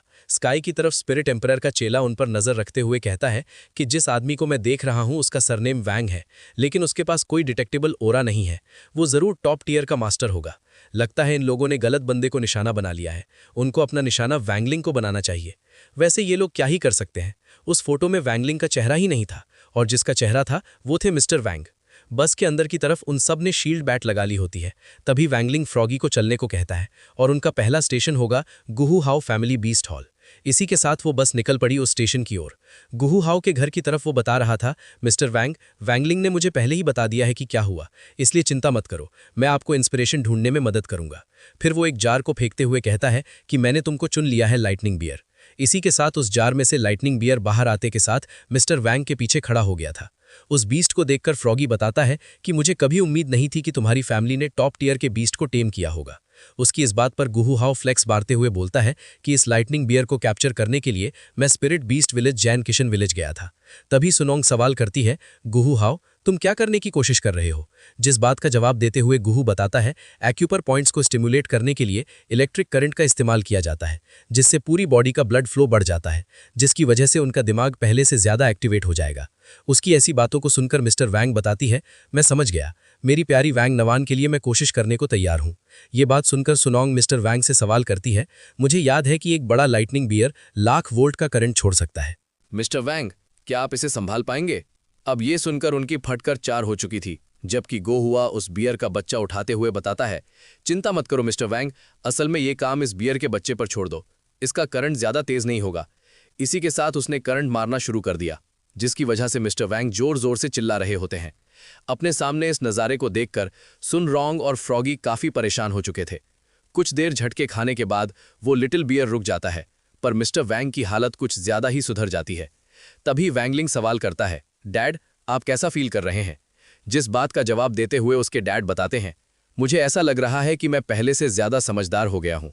उनकी ऐसी बातों को सुनकर सुन रोंग परेशान होते हुए कहती है कि मिस्टर वैंग चलिए अगले स्टॉप पर चलते हैं। इस पे वो उसे मना करते हुए बोलते हैं कि नहीं, मुझे थोड़ा और वोल्टेज चाहिए। अब ये सुनकर वैंग ने उन्हें थम्स अप करते हुए बेस्ट ऑफ लक करता है। इसके कुछ देर बाद लाइटनिंग बियर उनको अपने बच्चे की तरह गोद में झुलाने लगा था, जिसकी वजह से उन्हें शर्म आ रही थी। ऊपर की तरफ हम उसी चेले को देखते हैं जो उन्हें ढूंढते ढूंढते गुहा के घर की तरफ आ गया था। फिर वो ऊपर की एक प्लेट हटाते हुए अंदर की तरफ झांकने लगता है। तभी उसको अपने सामने टॉप टियर का बीस्ट दिखाई देता है, जो देखने के बाद वो कहने लगा, क्या शानदार स्पिरिचुअल बीस्ट है, अगर मैं इसे पकड़कर लॉर्ड स्पिरिट एम्परर को दे दूं तो पक्का मुझे रिवॉर्ड मिलेगा। ये सब कहने के बाद वो एक जार से उसको कैद करने की कोशिश करता है, लेकिन वो जार जाकर उसके टंटोले पर लग गया, जिसकी वजह से बेबी बियर जोर जोर से रोने लगा। उसको रोता देखकर लाइटनिंग बियर को काफी ज्यादा गुस्सा आ गया था। इसी के साथ उसने अपने मुंह में लाइटनिंग इकट्ठा कर ले। अब ये देखकर वो बंदा काफी ज्यादा घबराते हुए कहता है कि तो इसका पहले से ही एक ओनर है। दूसरी तरफ उसने काफी गुस्से के साथ उस पर अटैक कर दिया था। इसी के साथ वो चेला काफी दूर पटक गया। उस बीस्ट को इतना गुस्से में देखकर मिस्टर वैंग वैंगलिंग की गोद में आते हुए कहने लगे, चलो इसे भूल ही जाते हैं। जिसके बाद फ्रॉगी निकल पड़ा चैन फैमिली माउंटेन कल्टीवेशन साइट की ओर। पर जाते समय उस चेलिया की भी बैंड बजा देते हैं। जाते समय मिस्टर वैंग सवाल करते हैं, क्या हमने अभी किसी को हिट किया? उनकी इस बात का जवाब देते हुए वैंगलिंग बताता है, डैड कोई बात नहीं है, बस थोड़ी सी हलचल थी। कुछ देर सफर करने के बाद वो आखिरकार चैन फैमिली के मैंशन पर पहुंच चुके थे। तभी नीचे से चैन चाओ वैंगलिंग को हाई करता है, साथ ही साथ उनकी बस वहां पर उतर चुकी थी। इसी के साथ चैन चाओ के फादर मिस्टर वैंग की तरफ जाते हुए कहते हैं कि मैंने सुना है कि तुम्हारा क्रिएटिव काम ठीक से नहीं चल रहा है, इसलिए तुम यहाँ इंस्पिरेशन ढूंढने आए हो। उनकी इस बात पर मिस्टर वैंग अजीब से हंसते हुए बताते हैं, माफ करना चैन, तुम बिल्कुल सही कह रहे हो। ये बात सुनकर मिस्टर चैन कहते हैं, तो चलिए हम तुमको अपनी चैन फैमिली के एंसेस्टर सेवर टेक्निक दिखाते हैं। इस टेक्निक का नाम सुनकर मिस्टर वैंग थोड़े हैरान हो जाते हैं, जबकि वो दोनों अपनी टेक्निक को परफॉर्म करने के लिए एकदम तैयार दिख रहे थे। इसके बाद दोनों एक साथ अपने स्पेयर का इस्तेमाल करते हुए सामने की तरफ काफी खतरनाक से लेस रिलीज कर दिया, जो सीधे जाकर उन चट्टानों से जा टकराया। उन दोनों के हमले की वजह से वो चट्टान आधी कटकर नीचे गिर जाती है। उनके एंसेस्टर टेक्निक को देखकर वो तीनों तालियां बजाने लगे थे, जो देखकर मिस्टर चैन उनकी तरफ जाते हुए कहते हैं, उम्मीद है कि तुम हमारी खराब परफॉर्मेंस के लिए हमें माफ कर दोगे। मिस्टर वैंग, मेरा बेटा हाल ही में बेहतर हुआ है, लेकिन वो अभी तक उस लेवल तक नहीं पहुंचा है। जिस बात का जवाब देते हुए मिस्टर वैंग बताते हैं कि जैसा बाप वैसा बेटा। आपका बेटा काफी इंप्रेसिव है, आप तो और भी ज्यादा इंप्रेसिव हो। पता नहीं था कि आप मुश्किलों को पार कर सकते हो। दूसरी तरफ शहंशाह चाओ वोंगली का नाम पुकारने के साथ उसे गले लगाते हुए कहता है, आखिरकार मेरे फादर ने इंप्रूव करने के लिए मेरी तारीफ की। ये बात सुनकर मिस्टर चैन अपने बेटे की तारीफें करते हुए कह रहे थे, बेटा मुझे हमेशा से तुम पर भरोसा रहा है। इस पे तो चैन चाओ का सीना गर्व से चौड़ा हो गया था, जबकि मिस्टर चैन अपना स्पेयर मिस्टर वैंग को थमाते हुए बताते हैं कि अब तुम इसे एक बार ट्राई करके देखो। साथ ही साथ चव ने अपना स्पेयर भी वोंगलिंग को दे दिया था। दूसरी तरफ लूगी अपने इशारों के थ्रू उसको कुछ बताने लगता है। उसकी बात को वोंगलिंग भी समझ गया था। तभी हम एक पेड़ के पीछे उसी बंदे को देखते हैं जो मिस्टर वैंग को देखते हुए अपने मन में कह रहा था, ये आदमी पक्का ऑर्डिनरी इंसान नहीं है और वो बस का हादसा कोई एक्सीडेंट नहीं हो सकता। दूसरी तरफ उनको स्पेयर उठाने में काफी ज्यादा मुश्किलों का सामना करना पड़ रहा होता है। साथ ही वो गिरने ही वाले पर समय पर आते के साथ मिस्टर चैन ने उन्हें गिरने से बचा लिया था और वो उन्हें बताते हैं कि वैंग तुम्हारे पास कोई कल्टीवेशन नहीं है और इस स्पेयर शॉट को उठाना भी काबिले तारीफ है। दूसरी तरफ वोंगलिंग बड़े आराम से सामने की तरफ एक स्लैश रिलीज कर देता है, जिसकी वजह से उस पेड़ का पता नहीं, लेकिन उस बंदे की हालत जरूर खराब हो जाती है। उसके हमले को देखकर मिस्टर चैन उसे बताना शुरू करते हैं, वोंगलिंग ये स्ट्राइक काफी स्थिर है, लेकिन तुम कोई सैपर एनर्जी बाहर नहीं निकाल रहे हो, तो इसलिए अभी भी सुधार की गुंजाइश है। वो सोच रहा था कि दो आम लोग ऐसे दो एक्स्ट्रा ऑर्डिनरी कल्टीवेटर को कैसे जन्म दे सकते हैं। दूसरी तरफ मिस्टर बांग एक तलवार उठाते हुए वांगलिंग से कहते हैं कि याद है जब तुम बच्चे थे तो मैं तुम्हें पीच वुड की तलवार खरीदने के लिए यहां लाया था। उसी वक्त सामने एक लड़की को देखकर जिंग के बाहर की तरफ आ जाता है। उसे देखकर वांगलिंग उसके आने का कारण पूछता है, लेकिन वो कुछ कह पाती उससे पहले ही लड़की बोल पड़ती है, इतने कम समय बाद तुम आखिरकार आ ही गए। इतना कहकर वो अपने म्यान से वांगलिंग पर हमला कर देती है, जिसे वांगलिंग जिंके का इस्तेमाल करते हुए ब्लॉक कर लेता है। ये लड़की और कोई नहीं बल्कि जिंके की म्यान होती है। वांगलिंग उसे पीछे की तरफ पुश कर देता है। तभी वो लड़की अपने अतीत को याद करते हुए कहती है कि उसने जिंके से कहा था, तुम सिर्फ मेरी तलवार हो।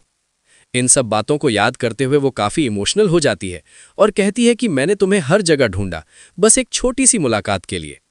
इसके बाद वो गुस्से में आकर वांगलिंग पर लगातार हमला करना शुरू कर देती है, जबकि वांगलिंग बस उसके अटैक्स को ब्लॉक करता रहता है।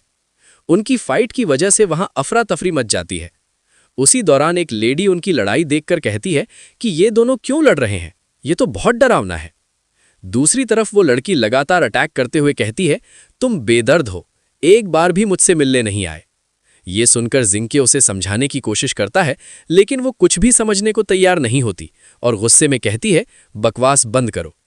मैंने तुम्हारे साथ फैमिली जैसा बर्ताव किया तो तुम्हें क्या लगता है मैं कौन हूं? उनकी फाइट को देखकर सुन काफी परेशान हो जाती है, जबकि फॉगी को समझ आ जाता है कि ये लॉर्ड जिंके की म्यान है। उसी वक्त वो म्यान वांगलिंग पर एक जोरदार अटैक करती है, जिसे वांगलिंग रोकते हुए उसे शांत रहने को कहकर एक ही हिट में पीछे फेंक देता है। इस वजह से वो लड़की घायल हो जाती है। दूसरी तरफ मिस्टर बांग उसे संभालने के लिए आगे बढ़ते हैं, लेकिन वांगलिंग उन्हें वहीं रोकते हुए कहता है कि ये काफी खतरनाक है। इस पर उसके पिता जवाब देते हैं, यहां सबसे खतरनाक तो तुम ही हो।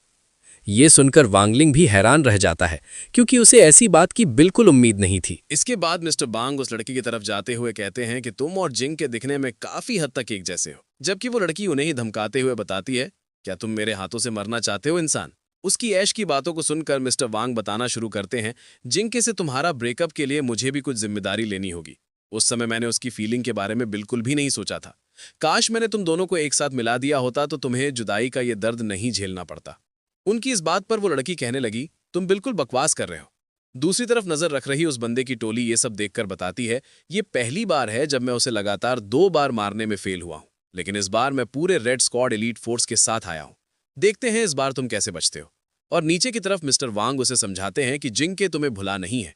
अब ये सुनकर वो थोड़ा शांत हो चुके थे। उसी वक्त उस बंदे की टोली ने उन दोनों को चारों तरफ से घेर लिया था। फिर वो धीरे धीरे उनको मारने के लिए आगे बढ़ने लगे। अपने सामने इस नज़ारे को देखकर मिस्टर वांग काफी ज्यादा घबरा जाते हैं। साथ ही साथ उस बंदे ने ही पहला हमला कर दिया, जो देखकर जिंगे तुरंत उस लड़की के साथ मर्जिंग प्रोसेस शुरू कर चुका था, जिसकी वजह से वो हवा में उड़ने लगी थी और उसके प्रेशर की वजह से उन सब बंदों को वहां पर खड़ा रहने में भी मुश्किल हो रही थी।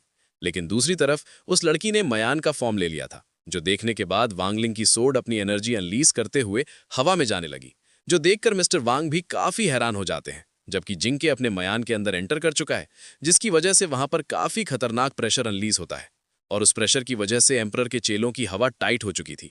यहाँ के इस कारनामे को देखकर मिस्टर वांग पूछते हैं, आखिरकार यहाँ पर क्या हुआ। उनकी इस बात पर वांगली बताता है कि ये दोनों एक साथ मर्ज हो गए। अब ये सुनकर वो और भी ज्यादा हैरान हो गए थे, क्योंकि उनको मालूम नहीं था कि ये दोनों एक साथ मर्ज भी हो सकते हैं। तभी सुनो काफी को होने के साथ सवाल करती है, फ्यूजन के बाद सोर्ड स्पिरिट का नाम क्या है। दूसरी तरफ सोर्ड स्पिरिट काफी ज्यादा कूल लग रहा था, यहां तक कि उसकी पावर वांगलिंग के मुकाबले 20% हो चुकी थी, जबकि वांगलिंग उसका नया नाम जिंग बाय रखता है। उसकी इतने खतरनाक ओरा को फील करते हुए उसकी फटके 64 हो जाती है। जबकि जिंग बाय वांगलिंग से सवाल करता है, सोर्ड मास्टर क्या मैं पूछ सकता हूं कि इसे कैसे संभालना है। उसके सवाल का जवाब देते हुए वांगलिंग बताता है कि ये तो तुम पर है, बस उन्हें सांस लेने देना। जो कहने के बाद वो वहां से जाने लगा। जाते समय मिस्टर वांग पूछते हैं, क्या हमें कुछ नहीं करना चाहिए। इस पर वांगलिंग बोलता है कि उन्हें थोड़ा समय अकेले बिताने दो, मैं जुई से सफाई का काम संभालने के लिए कहूंगा। ये बात सुनकर मिस्टर वांग इंप्रेस होते हुए कहे कि भाई बहनों को सच में मिलजुल कर रहना चाहिए। इसके बाद वहां पर एक जोर का धमाका होता है। तभी यहां से वांगलिंग के घर की तरफ आ गया था, जहां पर अब मिस्टर वोंग को आइडिया पे आइडिया आने लगते हैं। साथ ही साथ वो तीनों भी इससे काफी खुश थे। और आप लोग उनके पास जो रिवॉर्ड देख रहे हैं वो author of the year Wong सीटू का है। तो इससे आप लोगों को समझ में आ ही गया होगा कि वोंग सीटू असल में है कौन। वहीं पर अपने काम में डूबे हुए मिस्टर वोंग अपना काम करते हुए अपने मन में बताते हैं, फैमिली क्या है। फैमिली एक दूसरे का साथ देती है, फैमिली एक दूसरे की रक्षा करती है। भले ही झगड़े हों, जब तक आप हेल्दी तरीके से बात कर सकते हो, फैमिली हमेशा आपका सबसे बड़ा सहारा और सबसे सेफ ठिकाना रहेगा। और इस आखिरी जाने माने ऑथर वोंग सिद्धू अपने नए मास्टरपीस के साथ शानदार वापसी कर रहे हैं। 1 महीने से भी कम समय में उन्होंने महीने भर की वोटिंग का रिकॉर्ड तोड़ दिया। उनके चीफ एडिटर के तौर पर मुझे हमेशा से विश्वास था कि वो वापसी कर सकते हैं। और उनके पीछे जो पोस्टर टंगा हुआ है उसमें लिखा है, book launch the daily life of the immortal king. मतलब इस यानी कि उन्होंने एक किताब रिलीज कर दी। जबकि वो लेडी बताती है कि और ये ऑडिटोरियम टीम के लगातार कोशिशों के बिना पॉसिबल नहीं हो पाता। वोंग सितू की नई किताब अब सभी बड़े ऑनलाइन प्लेटफॉर्म और बुक स्टोर पर उपलब्ध है। अगले सीन में मिस्टर वोंग के पास अब इंस्पिरेशन की कमी नहीं थी। वो अपनी पूरी कोशिश करते हुए उस किताब का नेक्स्ट चैप्टर भी लिखना शुरू कर चुके। उसी वक्त मदर वोंग उनके कमरे में एंटर करने के साथ उनके लिए कुछ खाने के लिए लाते हुए कहती है कि हनी, इतना ज्यादा काम मत करो, थोड़ा आराम कर लो। उसकी इस बात पर मिस्टर वोंग गहरी सांस लेते हुए बोले कि कोई बात नहीं, वोंगलिंग और लिटिल वोंग नुमान के लिए मुझे और भी ज्यादा मेहनत करनी होगी। ये बात सुनकर मदर वोंग वो प्लेट धरते हुए उनकी कंप्यूटर स्क्रीन में देखने के साथ बताती है कि मुझे लगता है कि कल्टीवेशन के टेक्निक के बारे में तुम्हारे लॉजिक पर अभी भी कुछ काम करने की जरूरत है। अब ये सुनकर मिस्टर वोंग इसका मतलब पूछते हैं, जिस बात पर मदर वोंग कहने लगी, आजकल कल्टीवेशन नॉवेल अभी भी इतने पॉपुलर क्यों है? क्योंकि उनमें बताए गए कल्टीवेशन को तुरंत प्रैक्टिस में लाया जा सकता है। उसकी ऐसी बातों को सुनकर मिस्टर वोंग उनकी तारीफें करते हुए कहते हैं कि तुम इस टॉपिक के एक्सपर्ट हो। जो सुनकर मदर वोंग काफी खुश होते हुए उनके पास बैठने के साथ बताना शुरू करती है, तो मुझे लगता है कि इस टेक्निक को कॉन्क्रीट नंबर 42 के साथ मिलाना चाहिए। तुम्हारे पास ये हाई स्पीड ट्रैक है जो कल्टीवेशन नॉवल में जा रहा है। इसलिए मैंने तुम्हें जो थ्योरी बताई थी उसे याद रखना। जब मैं बची थी तो मैं पूरा yellow dragon river function Bluetooth पहन लेती थी। दूसरी तरफ वांगलिंग और फ्रॉगी उन दोनों को एक साथ देखकर काफी खुश थे। उनकी बातों को सुनने के बाद फ्रॉगी कहता है कि मुझे ये पूरी तरह से समझ में नहीं आया, लेकिन ये काफी प्रोफेशनल लग रहा था। जो सुनकर वांगलिंग अपने स्नैक्स में से थोड़ा फ्रॉगी को खिलाते हुए बताता है, मैंने सुना है कि मेरी माँ पहले राइटर थे, लेकिन उन्होंने बहुत पहले ही लिखना छोड़ दिया। अब ये सुनकर फ्रॉगी काफी ज्यादा हैरान होते हुए कहता है कि हमारे बीच कोई मास्टर मौजूद है। इसके बाद यहाँ से सीधे लॉर्ड स्पिरिट एम्परर की तरफ आ गया था, जहां पर वो उसी किताब को पढ़ रहा था। उस किताब को अच्छे से पढ़ने के बाद स्पिरिट एम्परर बताता है कि ये किताब इनक्रेडिबल रूप से इन्फॉर्मेटिव है। इसमें बताए गए techniques mistake x mistake mother के खास स्टाइल को दिखाती है। दूसरी तरफ हम उसी क्रिएचर को देखते हैं जो उस बंदे के साथ सीधे लॉर्ड स्पिरिट एम्परर की तरफ ही आ रहा था। तभी उसका चेला लॉर्ड स्पिरिट एम्परर के पास पहुंचने के साथ बताता है, मास्टर वो ये रहा। ये बात सुनकर स्पिरिट एम्परर उस किताब को उठाते हुए ईविल की तरह बताना शुरू करता है। मैंने हाल ही में इस नॉवल को पढ़ा और मुझे लगता है कि ऑथर का relation legendary cultivation mistake x spirit mother से हो सकता है। ये बात सुनकर ईविल आई मुस्कुराते हुए बताता है, उस किताब के ऑथर को मैं पहचानता हूं। अब ये सुनकर स्पिरिट एम्परर ईविल की तरह हंसते हुए कह रहा था, मैंने नाइट स्कल असेसमेंट कल्टीवेटर के सीक्रेट ट्रेजर को खोलने के लिए 100 साल की प्लानिंग लेकर आया हूं। ऐसे बच्चों को इकट्ठा करना जिनके पास प्योर स्पिरिचुअल रूट है, उन सबको इस अंडे में डालना ही मेरा मिशन है। इस पे ईविल आई बताता है कि वहां पर लगभग काफी सारी बेहतरीन लेजेंडरी टेक्निक्स हिडन है। उसकी ऐसी बातों को सुनकर स्पिरिट एम्परर कह रहा था, अभी के लिए हमने 5 एलिमेंट की स्पिरिचुअल एनर्जी इकट्ठा करने का काम रोक दिया है, लेकिन अब ऐसा लग रहा है कि दूसरा रास्ता भी है। जो सुनने के बाद ईवो आई का कहना है, तुम्हारा मतलब मिस्टिक एक्स स्पिरिट मदर से है? इस पे स्पिरिट एम्परर बोला कि इतना ही नहीं, एक ऐसी बच्ची भी है जिसके पास एक्स्ट्रा ऑर्डिनरी स्पिरिचुअल एनर्जी है। ये बात सुनकर इवलाई कहता है कि इस किताब का ऑथर और वो बच्ची जिसे तुम चाहते हो और वो बिना एक्सप्रेशन लेस वाला कल्टीवेटर जिसे मैं मारना चाहता हूँ, लगता है ये सब एक साथ रह रहे हैं। जिसके बाद वो अपने अंदर से एक स्क्रू बाहर निकालते हुए उसको पकड़ा देता है, जिसको वो खोल कर देखता है, जिसमें एक मैप था। अब ये देखने के बाद स्पिरिट एम्परर कहता है कि मुझे अब समझ में आया कि लॉर्ड पाई ने तुम्हारी सिफारिश क्यों की। तभी इवलाई सवाल करता, बताओ तुमको और क्या जानने की जरूरत है। जिस सवाल का जवाब देते हुए स्पिरिट एम्परर पूछने लगा, मुझे सृष्टि हाई के बारे में सब कुछ बताओ जो तुम जानते हो। दूसरी तरफ इवलाई थोड़ा घबराते हुए कहा, तुम क्या करने की प्लानिंग बना रहे हो। जिस बात का जवाब देते हुए वो बताने लगा, मछली की आंखों में मोती बताकर बेचना ये ध्यान भटकाने की एक चाल है। तभी यहाँ सीन शिफ्ट होकर टीचर रूम की तरफ आ गया था, जहां पर वान जुकांग और पान शेक वही किताब पढ़ रहे थे। पढ़ने के दौरान वो दोनों एकदम से कहते हैं, शानदार, ये काफी बढ़िया तरीके से लिखा गया है। साथ ही साथ वांग जुकांग बताते हैं कि फेमस ऑथर वांग सेतु नई किताब काफी इंटरेस्टिंग है। उनके लिखने के स्टाइल में कुछ ऐसा है जो मुझे लगता है कि मैंने पहले भी देखा है। तभी पान शेक कॉन्ग सवाल करती है, क्या तुमने इसे देखा है। इस बात पर वांग जुकांग कहता है कि उनकी किताब में कल्टीवेशन टेक्निक्स मेरे मास्टर से काफी मिलती जुलती है। ये बात सुनकर पान शेनकॉन्ग कहने लगी, क्या ये legendary cultivator mistake x split mother हो सकती है। जिस बात का जवाब देते हुए पान जुकांग बताया शुरू करते हैं, उस समय मैं बस अपने मास्टर द्वारा दी गई मिस्टिक एक्स डिवाइन टेक्निक की प्रैक्टिस कर रहा था और मैं बहुत कम समय में फ्री मोटर लेवल पर पहुंच गया। अब ये सुनकर पान समझ जाती है कि ये उससे मिल चुका है। तभी बाजुकांग बोलते हैं कि नहीं, ये तो बस मनगढ़ंत बात थी। ये सुनते ही उनके होश उड़ चुके थे। जबकि बाजुकांग बताते हैं कि असल में मुझे ये कल्टीवेशन टेक्निक सड़क के किनारे पर मिली। उसमें लिखा था कि जब तुम इसे पूरी तरह से सीख लोगे तो तुम अपने आप ही उस सेक्ट में शामिल हो जाओगे। उसकी ऐसी बातों को सुनकर पान जेलस होते हुए कहती है कि क्या मजाक है ये, तुमको सड़क के किनारे पर मिला, मुझे तो ऐसी चीजें कभी क्यों नहीं मिलती। इस पर वो हंसते हुए बताता है, हर कल्टीवेशन के अपने यूनिक एक्सपीरियंस होते हैं। वो बात सुनकर मिज़बान कहेगी, लेजेंड ने कहा कि उसने कुछ बहुत ही एडवांस कल्टीवेशन की टेक्निक ईजाद की, क्या ये सच है। उसकी इस बात पर वांग जुकांग बता दे कि खैर हो सकता है कि अगर मुझे मौका मिला तो मैं अपने मास्टर को खुद जाकर रिस्पेक्ट देना चाहूंगा, पर वो काफी समय से लापता है। तभी यहाँ सीन शिफ्ट होकर एलिट क्लास की तरफ आ गया था, जहां पर उनके टीचर सब स्टूडेंट को बता रहे होते हैं, आज के आखिरी लेसन में मैं तुमको एक legendary cultivator mistake x split mother से मिलवाऊंगा। अब ये सुनकर वहां के सारे डिसाइपल बातें करने लगे थे, मिस्टिक एक्स स्पिरिट मदर, ये कौन है। अरे वो कौन, मैंने उसका नाम कभी नहीं सुना। उनके शोर शराबे को सुनकर बाजुकांग उन्हें साइलेंस रहने को कहकर एक चौक का इस्तेमाल करते हुए बताते हैं, मिस्टिक एक्स स्पिरिट मदर एक जीनियस थी जिन्होंने कल्टीवेशन टेक्निक को ईजाद किया। इमॉर्टल आर्ट के बिहाफ पर उन्होंने मिस्टिक एक्स डिवाइन टेक्निक बनाई। तभी सुनो सवाल करती है, sir mistake X divine technique क्या है। जिस बात पर बाजुकांग बताना शुरू करते हैं, मिस्टिक का मतलब है मिस्टीरियस। जैसा कि नाम से पता चलता है कि ये एक मिस्टीरियस टेक्निक है जो सीक्रेट आर्ट पर फोकस करती है। तुम सब लकी हो कि तुमको मिस्टिक एक्स डिवाइन टेक्निक सीखने को मिल रही है, क्योंकि मैं ही इसका एकमात्र इनहेरिटर हूं। फिर वो अपनी पावर को एक्टिवेट कर चुके, जो देखकर उन सब के होश उड़ जाते हैं। दूसरी तरफ बाजुकांग अपनी चौक को उछालने के बाद फ्लेक्स मारते हुए हवा में ला चुके। उनकी ऐसी पावर को देखकर वो लोग काफी ज्यादा हैरान हो गए थे। जबकि बाजुकांग उस चौक का इस्तेमाल करते हुए कुछ ड्रॉ करने लगते हैं। साथ ही वो बोले, mistake X divine technique X manifestation, जो कहते हैं उन्होंने एक वेपन तैयार कर लिया था। फिर वो उस वेपन का इस्तेमाल करते हुए अपने टेबल के 2 टुकड़े कर लेते हैं। ये सब देखने के बाद वहां के स्टूडेंट काफी हैरान हो चुके थे। तभी चचाऊ का तो ये बस एक्स मैनिफेस्टेशन है, जबकि गुहाऊ को लग रहा था कि ये वेपन ज्यादा पावरफुल नहीं होगा। ये बात सुनकर सुनरैंग बोल पड़ी, मैं सोच रही हूँ क्या इस तरह की टेक्निक सच में जानलेवा हो सकती है। साथ ही साथ वहां पर एक स्टूडेंट भी बताता है, अब मुझे इसे पढ़ने का मन नहीं कर रहा।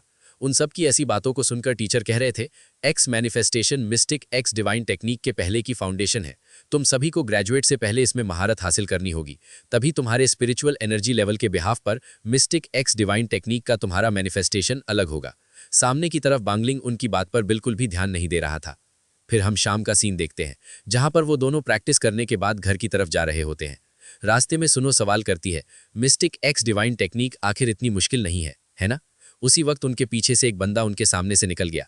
इसी वजह से वांगलिंग को कुछ अजीब सा एहसास होता है। साथ ही साथ जिंग बाई बाहर की तरफ आते हुए कहा, स्वॉर्ड मास्टर, उस बंदे से जाना पहचाना ऑरा निकल रहा है। जो सुनकर वांगलिंग उसको बताता है कि सब ठीक है, देखते हैं कि वो क्या कर रहा है। दूसरी तरफ गुहा और चैनचाओ की हालत कुछ ज्यादा ही खराब हो चुकी थी, जबकि चैनचा लड़खड़ाते हुए बोल रहा था, अफसोस 7 बज चुके हैं और हमने इतने समय में कुछ भी नहीं सीखा। उसकी इस बात का जवाब देते हुए गुहा बोला कि तुमने ठीक कहा, 2 घंटे पढ़ाई करना 7200 सेकंड बर्बाद करने जैसा है। दूसरी तरफ उन पर किसी ने हमला कर दिया था, जिसका पता चलते ही वांगलिंग तुरंत उसे अडाको डोज कर लेता है। पर सुनररॉन्ग अपने ही ख्यालातों में खोई हुई थी, इसलिए वो उसे काफी अलग तरीके से बचाता है, जो दिखने में काफी रोमांटिक था। साथ ही साथ वो हमला उन दोनों चोमू के काफी करीब आकर रुक जाता है। पर अभी तक ये शुरुआत थी, जिसके बाद उन फेदर में से कांटेदार टेंटिकल्स निकलते हुए उन दोनों को एक साथ जकड़ लेते हैं, जो देखकर सुनररॉन्ग mystic X divine technique X manifestation को एक्टिवेट कर चुके। फिर वो उस वेपन का इस्तेमाल करते हुए एक ही स्लैश में उन टेंटिकल्स को काट देती है, पर बाकी टेंटिकल को वो खुद डिस्ट्रॉय करने के साथ सुनररॉन्ग की तरफ आ जाते हैं। यहां तक कि वो दोनों उसके वेपन को देखकर हैरान हो चुके थे, जबकि चैनचाओ बताता है सुनररॉन्ग ने सिर्फ एक मिस्टिक लेसन टेक्निक के बाद इसे कैसे मास्टर कर लिया। अपनी तारीफें सुनकर सुनररॉन्ग काफी खुश हो जाती है। तभी वो दोनों भी उस टेक्निक को एक्टिवेट करते हुए कहते हैं कि बिल्कुल नहीं, हम पीछे नहीं रह सकते। Mistake X divine technique X manifestation, जो कहने के बाद उनके अंदर से काफी खतरनाक ऑरा रिलीज होने लगा था। इसी के साथ उनके हाथों में छोटे छोटे एक्स वेपन आ चुके थे। अब ये देखकर सुनररॉन्ग सोचने लगी, मेरा वेपन इतना बड़ा है पर इन दोनों का वेपन इतना छोटा क्यों है। दूसरी तरफ चैनचाओ और शर्म से पानी पानी हो चुका था। दूसरी तरफ गुहू अपना सर खुजाते हुए कह रहा था, कितना बुरा हुआ, हम इसे कैसे करेंगे। उसी वक्त उनके पास काफी सारे फेदर आने लगे, जिसका एहसास वांगलिंग को भी हो चुका था। साथ ही साथ उनके चारों ओर फॉग फैलने लगे, यहां तक कि वो फिर से कैद हो चुके। उसी वक्त सुनररॉन्ग का कहना है, अगर सीनियर वांगलिंग मिस्ट्री टेक्निक का इस्तेमाल करें तो क्या होगा। तभी अचानक से सुनररॉन्ग पर हमला आने लगा था, जिसको वांगलिंग वक्त रहते ही पकड़ लेता है। पर बार बार अपनी बंदी पर अटैक होता देखकर वांगलिंग को काफी ज्यादा गुस्सा आने लगा था। फिर वो उसके फेदर को उसी बंदे की तरफ थ्रो कर देता है, जिसकी वजह से वो अपने ही अटैक में झगड़ा गया, जो देखकर सुनररॉन्ग बताना शुरू करती है, जैसा मैंने सोचा था, मिस्टिक एक्स डिवाइन टेक्निक का इस्तेमाल किए बिना भी इसे रोकने वाली टेक्निक से सीनियर वांग फिर भी उन्हें हरा सकते हैं। जबकि वांगलिंग उस बंदे के काफी करीब चला गया था, तभी आसिन स्कूल की तरफ आ जाता है, जहां पर एक कमरे के अंदर से किसी के चिल्लाने की आवाज आने लगी थी। उसी वक्त दरवाजा तोड़ते हुए स्पिरिट एम्परर के 2 चेले काफी बुरी हालत में बाहर की तरफ पटक दिए जाते हैं। उसी वक्त वो बंदा बताता है कि मिस्टिक एक्स डिवाइन टेक्निक को तुमने इससे भी मास्टर कर लिया है, जो कहते ही वो बेहोश हो गया। दूसरी तरफ वाजुकोंग उस कमरे से बाहर की तरफ आते हुए बोले कि तो तुम मिस्टिक एक्स डिवाइन टेक्निक के लिए यहाँ पर आए हो। पता नहीं किस जासूस ने ये इन्फॉर्मेशन ली कि जब से मास्टर साइक्लोसॉन कल्टीवेशन में है तब हमला कर रहे हैं, और वो हमारे सृष्टि हाई के बारे में सब कुछ जानते हैं। बाहरी की तरफ डिसाइपल उन बदमाशों का सामना कर रहे थे, पर उनकी तादाद ज़्यादा होने की वजह से उन लोगों को उनका सामना करने में काफ़ी परेशानी हो रही थी। तभी उनमें से एक लड़की पूछती है कि हमें क्या करना चाहिए, ये लोग काफ़ी खतरनाक हैं, हम उन्हें नहीं रोक सकते। उसके ऐसा कहते ही उन मुस्टैंडो ने सब स्टूडेंट को हरा दिया था, यहाँ तक कि वो डर के मारे कांप रहे होते हैं। जबकि वो बंदा उस मोटे को उठाते हुए कहता है, तुम फाउंडेशन एस्टैब्लिश के कमीने, अगर तुम्हें अपनी जान प्यारी है तो ज़रा भी हिलना मत। अपने दोस्त की ऐसी हालत को देखकर वो घबराने लगा था। जबकि वो बंदा कुक्सवान के मुंह में अपना पैर रखते हुए बताता है, ऐसा लगता है कि रेगुलर क्लास के स्टूडेंट को संभालना काफ़ी आसान है। उसकी ऐसी बातों को सुनकर कुक्सवान उस बंदे का पैर हटाते हुए अपना खून साफ करने के साथ कहता है कि कितनी मज़ेदार बात है। असली ऑथर होने के नाते इतने सालों से मुझे बलि का बकरा बनाया जा रहा था। क्या तुम्हें सच में लगा कि मैं ये सब चुपचाप सह लूंगा? फिर वो अपनी पावर को अनलीज करने लगा, जो देखकर उनका साथी बताता है, मुझे नहीं पता क्यों, लेकिन अचानक से ये इंसान मुझे खतरा लग रहा है। दूसरी तरफ कुक सुमार अपने दोस्त से कहने लगा, अरे तुम वहां क्या कर रहे हो, इधर आओ, मेरे सिर के पीछे की लगी जिप को खोलने में मेरी मदद करो। तभी वो बंदा उसके पीछे की जिप को देखकर इसका रीजन पूछने लगा था। अब ये सुनकर वो उस पर गुस्सा करते हुए कहता है, समझाने का समय नहीं है, बस इसे खींचो। उसको भड़कता देखकर उसने उसकी जिप खोल दी, जो देखकर कुक स्वान कह रहा था, ऑथर की secret technique, devil muscle transformation technique. इसी के साथ उसके अंदर से चमकता धमकता आदमी बाहर की तरफ निकल आया। अब ये देखकर उसके साथी काफी हैरान हो जाते हैं, जबकि कुक स्वान उन बंदों को अपनी बत्तीसी दिखाता है, जो देखकर उन सबको उस पर काफी ज्यादा गुस्सा आ रहा था। तभी उनका लीडर अपने साथियों से कहता है कि सब लोग मिलकर हमला करो, इससे वो जरूर काबू में आ जाएगा। अपने लीडर की बात सुनते ही उन सब ने एक साथ उस पर हमला करना शुरू कर दिया। उस अटैक को देखने के बावजूद भी कुक स्वान उनके अटैक को डॉज नहीं करता और वो हमने सीधे जाकर उसको हिट होने लगे, जिसकी वजह से वो जोर जोर से चिल्ला रहा था। साथ ही साथ अब वो पूरी तरह से उनके चंगुल में आ जाता है। ये देखकर वो बंदा निराश होते हुए कहा, मुझे लगा कि इस सीजन में उसका अल्टीमेट इवोल्यूशन हुआ है, पर ये तो गोबर का गोबर ही रहा। अब हमारा कुछ भी नहीं हो सकता, जो कहते ही वो बेहोश हो जाता है। उसी वक्त कोई अचानक से उन पर कई सारे स्लैश अटैक रिलीज कर चुका, जिसकी वजह से वो लोग उनके चंगुल से आजाद हो गए। यहाँ तक कि उस बंदे को उनके अटैक को डॉज करने में काफी ज्यादा मुश्किल हुई। दूसरी तरफ एक शानदार एंट्री के साथ वांग जुकांग काफी गुस्से के साथ आगे बढ़ते हुए कह रहे थे, तुम्हारी हिम्मत तो देखो, लेकिन मेरे 60 हाई को कम समझकर तुमने बहुत बड़ी गलती कर दी। लड़कों लड़कियों, उनसे डरो मत। मैंने आज जो तुम्हें मिस्टिक एक्स डिवाइन टेक्निक सिखाई है, उनका इस्तेमाल करो और उन सब को चीर दो। अपने सर की ऐसी बातों को सुनकर वो सब जोश से भर गए थे। फिर वो मिस्टिक एक्स डिवाइन टेक्निक को एक्टिवेट कर लिए थे, जो देखकर उन बदमाशों की टोली ने अपने अपने वेपन बाहर की तरफ निकाल चुके। दूसरी तरफ वो सब अपने एक्स के साथ तैयार खड़े थे। इसी के साथ वहां पर काफी बड़ी जंग का आगाज शुरू हो चुका, पर हमें उनकी फाइट दिखाई नहीं जाती, क्योंकि उनकी फाइट एक फोर्ट के अंदर हो रही होती है और उस फोग में से कुछ राइचस पाथ के लोग हवा में उड़ रहे थे और कुछ डिमोनिक पाथ के लोग हवाई यात्रा में निकल चुके थे। वहां की फाइट का वो दोनों दूर से विटनेस कर रहे होते हैं। नीचे की तरफ वो दोनों अभी भी बेहोश, पर जिन लोगों को वांगलिन ने बंदी बनाया था वो उनसे सवाल करता है, तुम लोग यहां पर क्या करने आए हो? जिस बात का जवाब देते हुए वो बंदा बताता है कि तुम्हें बताने से बेहतर है कि मैं मर जाऊं। इसके अलावा हमने पहले ही अपना मिशन पूरा कर लिया है। अब ये सुनकर वांगलिंग उसके मिशन के बारे में पूछता है, पर वो कुछ भी बताने को तैयार नहीं था। इसलिए वांगलिंग उसके दिमाग में एक स्पेल इंजेक्ट कर देता है। फिर वो अपने आप कहने लगा, हम एक विला पर छापा मारने का प्लान बना रहे हैं, ताकि अंदर मौजूद उस प्रेग्नेंट लेडी को पकड़कर अपनी केव में ले जा सकें। इतना कुछ बकने के बाद वो बंदा अपने मन में कहने लगा, अरे नहीं, मैंने ये राज खोल दिया। ये सब जानने के बाद वांगलिंग परेशान होते हुए कहता है कि ये ध्यान भटकाने की एक चाल है, तो उनका असली निशाना मेरा घर था। सुनरोंग, प्लीज मेरी बॉडी का ख्याल रखना। ये बात सुनकर सुनरोंग बड़ा अजीब सा चेहरा बनाती है। असल में देखने से ऐसा लग रहा था कि इसकी इरादे वांगलिंग को लेकर ठीक नहीं है, जबकि वांगलिंग ग्रेट सप्रेशन स्पेल का इस्तेमाल करते हुए अपनी बॉडी के अंदर से अपनी सोल को बाहर की तरफ निकाल चुका। फिर वो निकल जाता है अपने घर की ओर। दूसरी तरफ सुनरोंग उसकी बॉडी का ध्यान रखने लगती है। उसके घर की तरफ मदर वांग अपने बच्ची के कपड़े को देखकर कह रही थी, अरे वाह, हमारी बांग नुमान ये ड्रेस पहनेगी तो काफी प्यारी लगेगी। क्या तुम्हें यह पसंद है?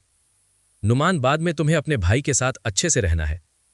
उनके ऐसा कहते ही वहां की लाइट तुरंत चली जाती है, जो देखकर वो काफी ज्यादा घबरा चुकी थी। तभी उनको सामने की तरफ कुछ दिखाई देता है। कोई उनकी तरफ काफी तेजी से आ रहा है, जिसकी वजह से मदर वांग डर गई थी। दूसरी तरफ वो बंदा अपने होंठ चलाते हुए बताता है कि अब तुम हमारे साथ चलोगे, क्योंकि हमें तुम्हारे पेट में पल रहा बच्चा चाहिए। उसकी ऐसी बातों को सुनकर मदर वांग कहने लगी, तुम लोग कौन हो और मैं तुम्हारे साथ नहीं जा रही हूं। फिर वो अपना फोन उठाने जाने लगी ताकि वो पुलिस को कॉल कर सके, लेकिन उससे पहले ही वो बंदा अपने फेदर का इस्तेमाल करते हुए उनके फोन को दूर झटका दिया।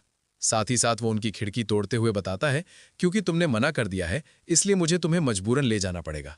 अगले सीन में हम वांगलिंग को देखते हैं, जो अपने घर के काफी करीब पहुंच चुका था, यहां तक कि वो वहां के ऑरा को फील करते हुए कहता है, ये तो नुवान का ऑरा है। जो कहते ही वो पहले से भी ज्यादा काफी तेजी से वहां की तरफ चला गया। दूसरी तरफ मदर वांग के पेट में से काफी खतरनाक ऑरा बाहर की तरफ अनलीस होने लगा था। अब ये देखकर मदर वांग हैरान होते हुए कहेगी, नुवान इतनी छोटी है तो ऐसा कैसे कर सकती है? यहां तक कि वांग नुवान का ऑरा छत को चीरते हुए बाहर की तरफ जाने लगा। ये प्रेशर उन बदमाशों से परे था और वो खुद को बड़ी मुश्किल से वहां पर टिकाए हुए था। लेकिन वो अपने साथियों को बताता है, यहां से भागो, तो ये हमारी एबिलिटी के परे है। अपने लीडर की बात सुनते ही वो सब वहां से भागने लगे। उसी वक्त वहां पर वांगलिंग भी पहुंच जाता है, पर वो नुमान से कहने लगा, चलो मिलकर इनको सबक सिखाते हैं। मिस्टिक्स डिवाइन टेक्निक का 10th लेवल हैव मैनिफेस्टेशन। उसके ऐसा कहते ही वांगलिंग के पीछे एक सुसानो अपीयर हो जाता है। उसके समन होते ही वांगलिंग काफी गुस्से के साथ बताता है कि मेरी माँ और बहन को हाथ लगाने की तुम्हारी हिम्मत कैसे हुई? क्या तुम्हें लगता है कि तुम बच जाओगे? फिर वो अपने सुसानों से पर्पल लाइट की बौछार कर देता है। अब अचानक हुए इस हमले की वजह से वो सब पैनिक करने लगे थे। तभी वो बंदा कहता है, तो ये है मिस्टिक एक्स डिवाइन टेक्निक की असली पावर। जिसके बाद वो सब जान से मारे गए। इस नज़ारे को वांगलिंग भी बड़ी खामोशी के साथ देख रहा था। साथ ही साथ चाँद भी बाहर की तरफ निकल आया। दूसरी तरफ वांगलिंग अपनी माँ और बहन की हालत को देखता है, पर नीचे की तरफ मदर वांग अपना पेट चलाते हुए कह रही थी, हमारी नुवान कमाल की है। तुम इतनी छोटी हो, फिर भी तुम्हें पता है कि मेरे को प्रोटेक्ट कैसे करना है। उसी वक्त वांगलिंग को वहां पर डिवाइन मिस्टिक टेक्निक का स्क्रोल दिखाई देता है। जंगल के एक अंधेरे हिस्से से, जहां मास्टर जुओ अपने साथी के साथ कुछ खोज रहे हैं, दोनों आगे बढ़ते हैं और एक पुराना कॉफिन खोलते हैं। लेकिन तभी पीछे से एक खतरनाक आवाज आती है, क्या ढूंढ रहे हो? ये वही मिस्टीरियस बंदा है जो पहले दिखाया गया था, नाइट स्कल का वाइस प्रेसिडेंट। दोनों तुरंत वहां से भागने की कोशिश करते हैं, लेकिन ये इतना पावरफुल है कि मास्टर जुओ को आसानी से पकड़कर दूर फेंक देता है। जब उनकी साथी पीछे मुड़कर देखती है तो ये बंदा उसके सामने भी आ जाता है और कहता है, अब तुम्हारी बारी है। मास्टर जुओ हार नहीं मानते और स्वॉर्ड से काउंटर अटैक करते हैं, पर यह विलन इतना स्ट्रांग है कि स्वॉर्ड को बीच में ही रोक देता है और दोनों को दूर फेंक देता है। अब दोनों वॉरियर्स एक मैजिकल पैन में ट्रांसफॉर्म हो जाते हैं। विलन हंसते हुए बोलता है, पैन स्टैंड इन टेक्निक, तो इमॉर्टल आर्ट टास्क फोर्स सिर्फ इतना ही कर सकते हैं क्या? पैथेटिक। वो वैंगलिंग के घर की तस्वीर देखता है और एक खतरनाक मुस्कान के साथ कहता है, अगली बारी तुम्हारी है वैंगलिंग। अगले सीन में मास्टर जुओ मिनिस्टर के सामने पूरी सिचुएशन एक्सप्लेन कर रहे हैं। मास्टर जुओ, मिनिस्टर, ये वो ईविल ऑर्गेनाइजेशन है जिससे हम कल रात लड़े। नाइट स्कल नाम है इनका। इनका वाइस प्रेसिडेंट है दुलान। इन्वेस्टिगेशन के बाद पता चला कि हाल ही में फर्स्ट प्रिजन में हुई तबाही, स्कूल में हुआ अटैक, पिछले कुछ सालों में गायब हुए बच्चे, सबके पीछे इसी ऑर्गेनाइजेशन का हाथ है। मिनिस्टर पूछते हैं, उसका कल्टीवेशन रेल्म क्या है? मास्टर जुओ का जवाब सुनकर सब शॉक्ड हो जाते हैं। 9th level pinnacle stage, free immortal master. इतना पावरफुल है कि हम उसका ऑरा भी सेंस नहीं कर पाए। 10th सिचुएशन में मिनिस्टर को एक इंपॉर्टेंट कॉल आती है। कॉल के बाद वो डिसीजन लेते हैं और मास्टर जुओ को नाइट स्कल इन्वेस्टिगेशन यूनिट का हेड अपॉइंट कर देते हैं। मिनिस्टर कहते हैं, हमें ऐसी डेंजरस ऑर्गेनाइजेशन को जड़ से खत्म करना होगा। और तभी मिनिस्टर की डेस्क पर मास्टर जुओ की नजर पड़ती है वांगलिंग के डैड की बुक पर। ये क्या कनेक्शन है? अगले सीन में टीचर वांग कुछ सोच में डूबे हुए दिखते हैं। तभी जियांग वहां आती है और पूछती है, ये लीव एप्लीकेशन किसकी है? टीचर वांग बताते हैं, वांगलिंग की है। कल के अटैक की वजह से वो ठीक नहीं है। वो हमेशा से कमजोर रहा है। वो फील करते हुए कहते हैं, इसके जिम्मेदार हम भी हैं कि ये सब हुआ। इसीलिए मैं कल उसके घर जाने का सोच रहा हूं। फिर टॉपिक बदलते हुए पूछते हैं, वैसे उस चीज का क्या हुआ जो मैंने तुमसे मांगी थी? जियांग एक स्क्रोल ओपन करती है। ये रही वो इन्फॉर्मेशन। मुझे पता है तुम अपने मास्टर को ढूंढ रहे हो। क्या तुम्हें लगता है वांगलिंग के पेरेंट्स तुम्हारे मास्टर से कनेक्टेड होंगे? टीचर वांग एडमिट करते हैं, सालों से मैं उन्हें कन्विंस कर रहा हूं कि रिटायरमेंट से वापस आ जाओ। जियांग, इस इन्फॉर्मेशन को लाने में मुझे बहुत मेहनत लगी। क्या तुम मेरे लिए भी मास्टर वांग झे का ऑटोग्राफ ला सकते हो? टीचर वांग खुश होकर उसे हक कर लेते हैं। तुमने शानदार काम किया। दूसरी तरफ मास्टर जुओ ने वांगलिंग को सूचित कर दिया है कि टीचर वांग उनके घर आ रहे हैं। फ्रॉगी होकर बोलता है, वो यहां जरूर तुम्हारी रियल आइडेंटिटी पता करने आ रहे हैं। वांगलिंग ने अपनी फैमिली को प्रोटेक्ट करने के लिए स्कूल से छुट्टी ली है। अब वो टेंशन में है। अगर टीचर वांग ने सच जान लिया तो? तभी उसकी मॉम फ्रूट्स लेकर आती है। वांगलिंग एक फिलोसॉफिकल सवाल पूछता है, मॉम, क्या आप एक नॉर्मल लेकिन पीसफुल लाइफ जीना चाहोगी, या फिर ऐसी लाइफ जो हिस्ट्री में छाप छोड़ जाए? मॉम बिना सोचे जवाब देती हैं, मैं जरूर नॉर्मल और पीसफुल लाइफ को चुनूंगी। मैं खुश रहूंगी अगर तुम और नवान साथ हो तो। बस इतना ही चाहिए मुझे। मॉम के जाने के बाद वांगलिंग होकर एक मिस्टीरियस बुक निकालता है। लगता है मदद बुलानी पड़ेगी। टीचर वांग अराइव करते हैं वांगलिंग के घर पर और मन में सोच रहे होते हैं, आई होप मेरी फीलिंग सही निकले। अंदर आकर वांगलिंग और उसकी मॉम उनका वार्म वेलकम करती हैं। सब बैठते हैं और टीचर वांग अपनी डिटेक्टिव मोड में चले जाते हैं। हम सिर्फ spiritual queen body refinement phase master इतने वीक नहीं होने चाहिए। संभव है कि ये अपना ओरा छिपा रही हो। मुझे इनकी पल्स चेक करनी होगी। टीचर वैंग, मैंने सुना आप प्रेग्नेंट हैं। मुझे मेडिसिन के बारे में थोड़ा बहुत पता है। क्या मैं आपकी पल्स चेक कर सकता हूँ? वांगलिंग की मॉम मान जाती हैं। टीचर वैंग अपना हाथ आगे बढ़ाते हैं और तभी वांगलिंग गेट खोलता है। अब सुनरोंग भी उनके साथ बैठी है। टीचर वैंग, तुम यहाँ क्या कर रही हो? सुनरोंग, मैं आंटी और वांग को देखने आई हूँ। वो कुछ हेल्थ पिल्स भी लाई हैं। और फिर रिक्वेस्ट करती है, मुझे वांगलिंग के डैड का एक ऑटोग्राफ चाहिए। मॉम, क्यों नहीं, लेकिन वो अभी बिजी हैं तो तुम्हें वेट करना होगा। सुनरोंग, वैसे टीचर वैंग, मैं आपकी और आंटी की बात में डिस्टर्ब तो नहीं कर रही ना? नहीं नहीं, मैं तो बस इनकी पल्स चेक करने वाला था। वो फिर से हाथ बढ़ाते हैं और फिर इस बार सुनरोंग के ग्रैंडपा आ जाते हैं। अब ये भी सबके साथ बैठे हैं। टीचर वैंग, आप यहाँ क्यों आए हो? ग्रैंडपा, मैं वैंग की मॉम के लिए 6000 साल पुराना फ्लैट पीच लाया हूँ और वो भी वही रिक्वेस्ट। मुझे भी वैंगजे का ऑटोग्राफ चाहिए। सुनरोंग, वो अभी बिजी हैं ग्रैंडपा। टीचर वैंग अब डिटर्मिन्ड है। तीसरी बार पल्स चेक करने की कोशिश करते हैं। अब स्वॉट सेंट खुद आ जाते हैं। टीचर वैंग, अब थोड़ा है, मैंने एक्सपेक्ट नहीं किया था कि स्वॉट सेंट और डाउन सेक लीडर खुद यहाँ आएंगे। आप यहाँ क्यों? स्वॉट सेंट, वांग की मॉम को देखने। टीचर वैंग वो कपड़ा हटाते हैं जो स्वॉट सेंट लाए हैं और अंदर एक ऑटोग्राफ बुक। टीचर वैंग, मुझे पल्स चेक करनी ही होगी चाहे कुछ भी हो जाए। वो चौथी बार हाथ बढ़ाते हैं। मास्टर जू और मिनिस्टर खुद वहां पहुंच जाते हैं। अब पूरा लिविंग रूम वीआईपी गेस्ट से भरा हुआ है। मास्टर जू को देखकर, तुम यहाँ? टीचर वैंग, मैं ऑटोग्राफ के लिए आया हूं। मिनिस्टर, आप सबको इतना फॉर्मल होने की जरूरत नहीं है।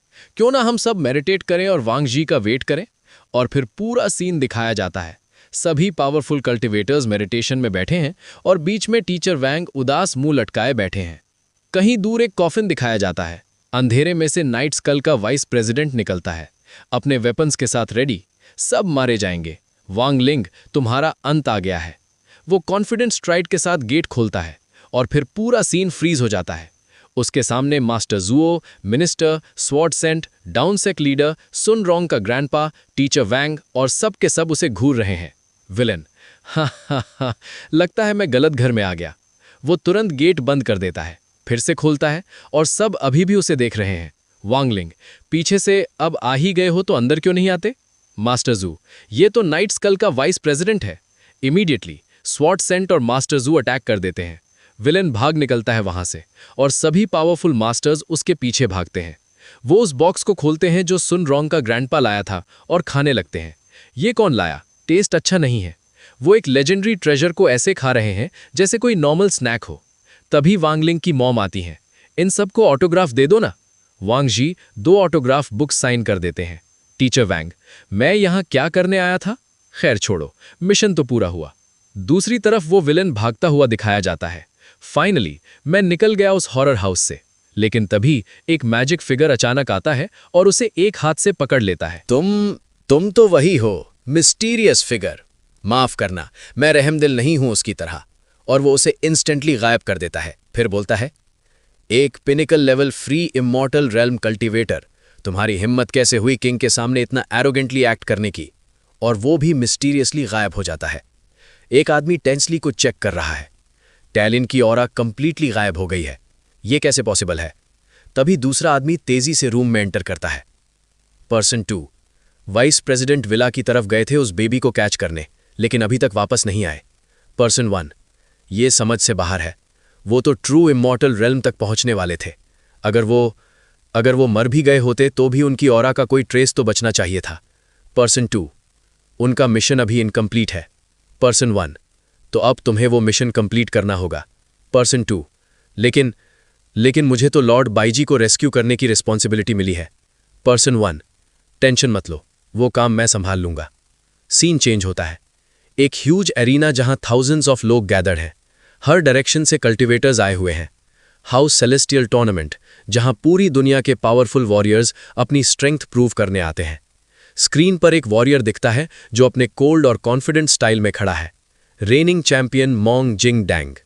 रूल्स के अकॉर्डिंग अगर कोई कंटिन्यूअसली 2 चैंपियनशिप्स जीतता है तो यूज अनडिफीटेड टॉप कल्टिवेटर को चैलेंज करने का चांस मिलता है। ऑडियंस में बैठे चेनचाओ और गुआहाओ आपस में बातें कर रहे हैं। चेनचाओ, अगर मोंग जिंग डैंग इस बार भी जीत गए तो वो टॉप कल्टीवेटर को चैलेंज कर सकेंगे। गुआहाओ, लास्ट टाइम भी इन्होंने सिर्फ एक मूव में सारे कॉम्पिटिटर्स को हरा दिया था। इनकी पावर अनबिलीवेबल है। सूरोंग, चेंचाओ, गुआहाओ, थोड़ा रिलैक्स करो, मैं रेस्ट करने की ट्राई कर रही हूं। गुआहाओ, क्या लगता है जब नवन बड़ी हो जाएगी तो वो भी टूर्नामेंट में पार्टिसिपेट करेगी? तुम शाचाओ, बिल्कुल, वो बैंगलिंग की तरह एनर्जी वैल्यू सिर्फ 5 की थोड़ी ना होगी। एरिना में बेल बजती है, सारे वॉरियर्स रेडी हो जाते हैं, टूर्नामेंट स्टार्ट। एक साथ कई वॉरियर्स मोंग जिंगडेंग पर अटैक करने दौड़ते हैं, लेकिन मोंग अपनी अमेजिंग एजिलिटी से हर अटैक को डॉज करता है जैसे वो हवा में डांस कर रहा हो। एक झटके में वो सबको हरा देता है। एरिना के ऊपर एक ग्लोइंग मैजिकल स्ट्रक्चर दिखती है, एक्सपर्ट 1। ये स्टेलर स्काईनेट फॉर्मेशन है। ये पार्टिसिपेंट्स की स्पिरिचुअल एनर्जी को कंडेंस करके फर्स्ट प्रिजन डिफेंस को स्ट्रांग बनाता है, एक्सपर्ट 2। और एक टाइम के बाद ये हेवन लेवल प्रिजन को सील कर देगा, बहुत डेंजरस। ऑडियंस 1, मोंग जिंगडेंग ही जीतेगा इस टूर्नामेंट को भी। ऑडियंस 2, उसके बारे में कुछ भी नहीं पता, कहाँ से आया है, किसने ट्रेनिंग दी, बस इतना पता है कि उसकी टेक्निक्स माँ वर्ल्ड के टॉप कल्टीवेटर जैसी है। ऑडियंस 3, कहाँ जाता है कि वो टॉप कल्टीवेटर का स्टूडेंट है। शाचाओ, वैंगलिंग, माँ वर्ल्ड का टॉप कल्टीवेटर एक्चुअली कौन है? क्या किसी ने कभी उसका फेस देखा है? गुआहाओ, उस साल उसने टूर्नामेंट में पार्ट लिया था, लेकिन दूर से ही एक ही पंच में सबको हरा दिया था। किसी ने उसका फेस नहीं देखा। Lin, last time demon realm war में लोगों ने उसे देखा था, लेकिन तब भी आइडेंटिफाई नहीं कर सके। गुआहाओ, अगर मोंग जिंगडेंग जीत जाता है तो टॉप कल्टीवेटर को आना ही होगा। लिन, लेकिन क्या होगा अगर वो नहीं आया? गुआहाओ, टॉप कल्टीवेटर हर ह्यूमन कल्टीवेटर का रोल मॉडल है। अगर वो नहीं आया तो कितने यंग वॉरियर्स का कल्टीवेशन जर्नी से फेथ उठ जाएगा। 9 साल पहले एक छोटा सा वैंगलिंग अपने फादर के साथ बैठा है। उसके फादर एक तालिस्मान बना रहे हैं। वोंग के फादर, लिंगलिंग, तुम्हें अपनी पावर्स को कंट्रोल करना सीखना होगा। शायद तुम्हें कोई अच्छा मास्टर मिल जाए। छोटा वेंगलिंग विंडो से बाहर टूर्नामेंट का पोस्टर देखता है। उसकी आईज में स्पार्क आ जाती है। वेंगलिंग, वहां शायद मुझे मेरा मास्टर मिल जाए। पोस्टर का सीन चेंज होता है। बिना किसी को पता चले वेंगलिंग ने सबको हरा दिया और टॉप कल्टीवेटर का टाइटल जीत लिया। और इस तरह एक 9 साल का बच्चा बिना अपनी आइडेंटिटी बताए टॉप कल्टीवेटर बन गया। प्रेजेंट में वापस आते हैं। मोंग जिंगडेंग ने सारे कंपिटिटर्स को हरा दिया है। तभी एक नया कंपिटिटर आता है, सेज एज़्योर ड्रैगन, जो सेलेस्टियल रैंकिंग में 6th पोजीशन पर है। सेज एज़्योर ड्रैगन, मुझे हराना इतना ईजी नहीं, लेकिन मोंग जिंगडेंग एक ही मूव में उसे भी हरा देता है। तभी डॉन सेक लीडर एरिना में जंप करता है। डॉन सेक लीडर, मोंग जिंगडेंग, मैं तुम्हें हराऊंगा। मोंग जिंगडेंग, मुझे सिर्फ टॉप कल्टीवेटर से लड़ना है, तुम मेरे लेवल के नहीं हो। सेक लीडर, मुझे अंडर एस्टिमेट मत करो। मोंग जिंगडेंग, सुनो, मैं टॉप कल्टीवेटर का स्टूडेंट नहीं हूं। मैंने हर दिन 20 किलोमीटर्स माउंटेन्स पर क्लाइंबिंग की है, पानी ढोया है, 1000 बार लकड़ियां काटी हैं, 1000 पुशअप्स किए हैं। मैंने खुद को तोड़ा है, सिर्फ इसलिए ताकि टॉप कल्टीवेटर को चैलेंज कर सकूं। सेक लीडर गुस्से में मोंग पर हैवी अटैक करता है, लेकिन मोंग की डिफेंस वॉल इम्पेनेट्रेबल है। सेक लीडर, मोंग जिंगडेंग, ये तुम्हारी पूरी पावर है। एक पावरफुल पंच मारकर मोंग सेक लीडर को दूर फेंक देता है। सेक लीडर और गुस्से में आकर एक ह्यूज स्टोन को स्काई से नीचे गिराने की कोशिश करता है, लेकिन मोंग एक ही मूव में उसे चूर चूर कर देता है। ये कैसे पॉसिबल है? मोंग जिंगडेंग, अब रेस्ट करो। वो सेक लीडर को ग्राउंड पर पटक देते हैं। पूरा एरिना साइलेंट है। चचाओ, ये ह्यूमन भी है या कुछ और? गुआहाओ, इसकी स्ट्रेंथ इनह्यूमन है। सून, रॉन्ग, अगर वेंगलिंग इसमें पार्टिसिपेट करता तो ये टूर्नामेंट आधे दिन में नहीं, आधे घंटे में खत्म हो जाता। तभी अनाउंसमेंट होती है, एक और कंपेटिटर ने एंट्री की है। उनका नाम है मास्टर क्रिस्पी नूडल्स। पूरा एरिना लाफ्टर से गूंज उठता है। गुआहाओ, क्रिस्पी नूडल्स, ये क्या नाम है? एक और वीक कंपेटिटर लग रहा है। कुछ दिन पहले वेंगलिंग और जोजी आपस में बात कर रहे हैं। वेंगलिंग, मैं टूर्नामेंट में लड़ूंगा, लेकिन अपनी रियल आइडेंटिटी हाइड करके। जोजी, मास्टर, आपको 9 साल की एज में ही टॉप कल्टीवेटर का टाइटल मिला था। आप अपनी रियल आइडेंटिटी अभी रिवील नहीं कर सकते। वेंगलिंग, इसलिए मैं रियल सेपरेशन का यूज करूंगा। मोंग, जिंगडेंग को हराना है। जोजी, मैं सारी डॉक्यूमेंटेशन संभाल लूंगा, लेकिन एक नाम चाहिए। वेंगलिंग, मास्टर क्रिस्पी नूडल्स। प्रेजेंट में वापस एरिना के बीच 2 वॉरियर्स आमने सामने खड़े हैं। मोंग जिंगडेंग, unbeaten champion, master crispy noodles, वेंगलिंग का क्लोन, मिस्टीरियस चैलेंजर। टेंशन हवा में फ्लोट कर रहा है। फाइनल मैच शुरू होने वाला है। जू हो जो कि शोंगाई हाई में आ चुका होता है और यहाँ पे वो अपनी चेकिंग करवा रहा होता है क्योंकि वो अंदर जाना चाहता था। और यहाँ पे दो लोग होते हैं जो कि जू हो को देख के बहुत ही ज़्यादा एक्साइटेड हो जाते हैं, जहाँ पे वो उसकी चेकिंग भी कर रहे होते हैं। और यहाँ पे जू हो उनका काम देखता हुआ उन्हें कह रहा होता है कि मैं जो है तुम्हारी बात मिनिस्टर से करूँगा ताकि तुम जो है आगे और भी ज़्यादा अच्छी तुम्हें जो है अपॉइंटमेंट मिल सके। जहाँ पे जू हो अंदर जा रहा होता है, हमें पता लग जाता है कि ये जू हो नहीं है। और यहाँ पे जू हो जो है उनके हेडक्वार्टर्स स्टेप जगह पे पहुँच जाता है जहाँ पे डिजिटली सब कुछ कंट्रोल किया जाता है। और यहाँ पे जू हो आते ही जो है सारे काम करना अपना स्टार्ट कर देता है और यहाँ पे वो जो है रिवर्स कर देता है शोंगाई हाई के फर्स्ट प्रिजन और बाकी सारे सब चीज़ों को रिवर्स कोड कर देता है। और यहाँ पे स्कल नाइट का कोई एक वायरस डाल देता है। तभी यहाँ पे हम देखते हैं वो जॉइंट रोबोट भी अब स्कलाइट का बन चुका होता है और यहाँ पे दो लोग वो सारी चीजें चेक कर रहे होते हैं और उन्हें समझ में नहीं आ रहा होता है कि यहाँ पे किसने बगिंग की है। तभी यहाँ पे उनके पीछे जू आ जाता है जो कि अपने असली रूप में आता है। वो और कोई नहीं, लॉर्ड स्पिरिट एम्परर होता है। यहाँ पे हमें जो है टूर्नामेंट का सीन दिखाया जाता है जहाँ पे मोंग जेंडे जो है मास्टर क्रिस्पी नूडल से लड़ने वाला होता है। और यहाँ पे उसे देख के मोंग जेंडे उसके ऊपर लगातार अटैक कर रहा होता है, लेकिन कुछ भी क्रिस्पी नूडल्स के ऊपर असर नहीं पड़ रहा होता है। तभी यहाँ पे वो उसका कला पकड़ लेता है टॉम जेंड के क्रिस्पी नूडल, जहाँ पे वो एक एक्सप्लोजन करता है, लेकिन इससे भी जो है कुछ नहीं होता क्रिस्पी नूडल से।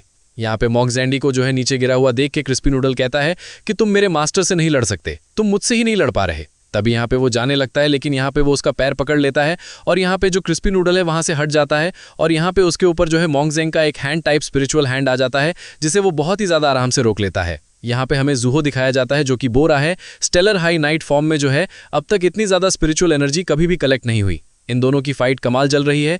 यहाँ पे ये दोनों लड़ रहे होते हैं। तभी यहाँ पे हमें जो है फ्लैशबैक दिखाया जाता है मॉग जिंग का। यहाँ पे मॉग जिंग के मास्टर से कह रहे होते हैं कि जिंग तुम बहुत ही ज़्यादा कमाल के हो, तुम दूसरे स्टूडेंट से ज़्यादा मेहनत करते हो, तुम बहुत ही ज़्यादा स्पेशल हो। यहाँ पे हमें जिंग की ट्रेनिंग भी दिखाई जा रही होती है इस बीच में। यहाँ पे वो बोलते हैं उसके मास्टर, मुझे अब नहीं पता कि मैं तुम्हें क्या सिखा सकता हूँ, लेकिन अब कुछ नहीं बचा है और यहाँ से अलग जो है तुम्हें अपना ही सफ़र करना होगा। तुम्हारे पास आइज ऑफ मल्टीवर्स है, समझ रहे हो? तो हमेशा एक बात याद रखना, यहाँ पे स्पाइडरमैन वाली लाइन कही इसके मास्टर ने, with great powers come great responsibility. तो तुम्हें जो है सभी लोगों की मदद करनी होगी। और यहाँ से वो चले जाते हैं जहाँ पे जेंटी जो है उनकी बात मानता है और यहाँ पे सभी लोगों की मदद करता है, जहाँ पे वो कल्टीवेशन जो है पैरेलल वर्ल्ड तक करने लगा था। और क्योंकि उसके पास मल्टीवर्स लेवल की आइज होती है और यहाँ पे जब D1 इन्वेजन हुआ, वो आने से पहले किसी ने जो है उसे ख़त्म कर दिया। जब उसने इस टूर्नामेंट में पार्ट लिया तो सभी लोगों ने जो है उसे इंटरनेट पे उल्लू किया, जहाँ पे ये बात सुन के जो है क्रिस्पी नूडल उसे कहता है कि अच्छा तो तुम जो हो वो तुम हो, कोई तुम्हारे बारे में अगर कोई ओपिनियन फॉर्म कर रहा है इसका मतलब ये नहीं कि तुम वो हो। जहाँ पे ये बात सुन के वो बोलता है तो क्या करना चाहते हो तुम? जहाँ पे वो जो मोंग जेडी कहता है कि मैं उस मास्टर से मिलना चाहता हूँ तुम्हारे, जहाँ पे वो फिर से जो है उसके ऊपर अटैक कर देता है क्रिस्पी नूडल पे। यहाँ पे मोंग जेडी कहता है कि मैं ऐसे आदमी की शैडो उसमें नहीं जी सकता जो मुझसे भी स्ट्रांग है, मैं उसे हराना चाहता हूँ। और यहाँ पे वो क्रिस्पी नूडल से लड़ने लगता है। यहाँ पे हमें हॉस्पिटल का सीन दिखाया जाता है जहाँ पे वांग की मॉम को जो है हॉस्पिटल ले जाया जा रहा होता है और उनकी डिलीवरी होती है। सभी लोग बाहर वेट कर रहे होते हैं और यहाँ पे मोंग को वॉशरूम जाना होता है और यहाँ पे वो जा रहा होता है। तभी यहाँ पे चौगावा बात कर रहे होते हैं कि ऐसी सिचुएशन में वो कैसे बाहर जा सकता है। जहाँ पे लिन कहती है कि हमारे से ज़्यादा नर्वस वो है, तो मुझे समझ में आता है ये सारी चीज़ें। यहाँ पे जो क्रिस्पी नूडल है उसने मोंग जेडी को फिर से धूल चटा दी होती है। जहाँ पे मिनिस्टर के बाजू एक बंदा बैठा हुआ होता है और वो कह रहा होता है कि आजकल की जनरेशन इतनी ज़्यादा स्ट्रांग हो गई, मुझे तो ये भी नहीं पता था, ये लड़के बहुत ही ज़्यादा ताकतवर हैं। तभी यहाँ पे एक ड्रोन आता है जो कि रिपोर्ट कर देता है कि शंघाई में जो है प्रिजन ब्रेक हुआ है। जहाँ पे ये बात सुन के वो बोलते हैं कि किसने किया, जहाँ पे उन कह रहे होते हैं कि जूहो ने किया। तभी यहाँ पे सभी चीज़ें हिलने डुलने लगती है और यहाँ पे हमें लॉर्ड स्पिरिट एम्परर दिखाया जाता है जो कि आ रहा होता है और वो बाई को जो है छुड़ाना चाहता था और यहाँ पे वो उनके सिस्टम को क्रैक कर देता है और यहाँ पे उनसे जो है बाई को निकालने की कोशिश कर रहा होता है। और यहाँ पे पूरा का पूरा टूर्नामेंट वाली जगह हिल रही होती है। यहाँ पे बाहर वेदर खराब हुआ पड़ा होता है और यहाँ पे हॉस्पिटल में भी सभी लोगों को ये सारी चीज़ें पता लग रही होती हैं। तभी यहाँ पे हॉस्पिटल में एक पोर्टल खुलता है जहाँ पे वो मोटा आदमी बाहर निकलता है और यहाँ पे वार्ड की तरफ आगे बढ़ रहा होता है। वांग की माँ जहाँ पे है, तभी यहाँ पे उसके सामने चरगावा आते हैं, लेकिन इसकी एबिलिटी वो इस्तेमाल कर लेता है जिसकी वजह से वो सामने वाले को पूरा ही रोक देता है। और यहाँ पे वो इतना स्पिरिचुअल ऑरा इसका ज़्यादा होता है कि चौगावा, लिन और जो सुन रॉन्ग है वो हिल भी नहीं पा रहे होते हैं। यहाँ पे वॉट के अंदर का हमें सीन दिखाया जाता है। यहाँ पे फाइनली वांग की माँ को एक बेटी हुई होती है, जहाँ पे वो लोग उसे बहुत ही ज़्यादा प्यार कर रहे होते हैं, लेकिन तब यहाँ पे कुछ पोर्टल खुलते हैं और उसमें से हाथ निकलते हैं और वो जो है डॉक्टर्स को बेहोश कर देते हैं। फिर यहाँ पे हमें जो है शगाई हाई का सीन दिखाया जाता है जहाँ पे फाइनली उसे जो है छुड़ा दिया गया होता है लॉर्ड बाइजी को, और यहाँ पे वो एक बड़ा सा छेद करता हुआ एरिना से बाहर निकलता है। और यहाँ पे जो लॉर्ड स्पिरिट एम्परर है वो बहुत ही ज़्यादा खुश हो रहा होता है, लेकिन तभी यहाँ पे उसके पीछे वोंग आता है जिससे देखते हो तो उसकी फटी जाती है। यहाँ पे उससे बच्चे के रोने की आवाज़ भी आ रही होती है। यहाँ पे हमें हॉस्पिटल में वही मोटे आदमी का सीन दिखाया जाता है जिसको किसी ने नीचे से पोर्टल बॉटल खोल के खींच लिया होता है। यहाँ पे हमें वोंग का सीन दिखाया जाता है जहाँ पे वो बस एक जो है पंच मारता है लॉर्ड स्पिरिट एम्परर को। यहाँ पे हमें सीन दिखाया जाता है क्रिस्पी नूडल और मोंगजेडी का, जहाँ पे वो लड़ना चाहता था अभी भी मोंगजेड, तभी यहाँ पे क्रिस्पी नूडल कहता है कि ठीक है मैं तुम्हें और एक मौका दूंगा। तभी यहाँ पे ऊपर से जो है ज़मीन से जो है नीचे आके गिरता है लॉर्ड स्पिरिट एम्परर। यहाँ पे जो क्रिस्पी नूडल है वो कहता है कि इसे ख़त्म करो। तभी यहाँ पे वो उठ जाता है लॉर्ड स्पिरिट एम्परर और कहता है कि मैं तुम्हारी अब वाट लगाने वाला हूँ, देख लेना।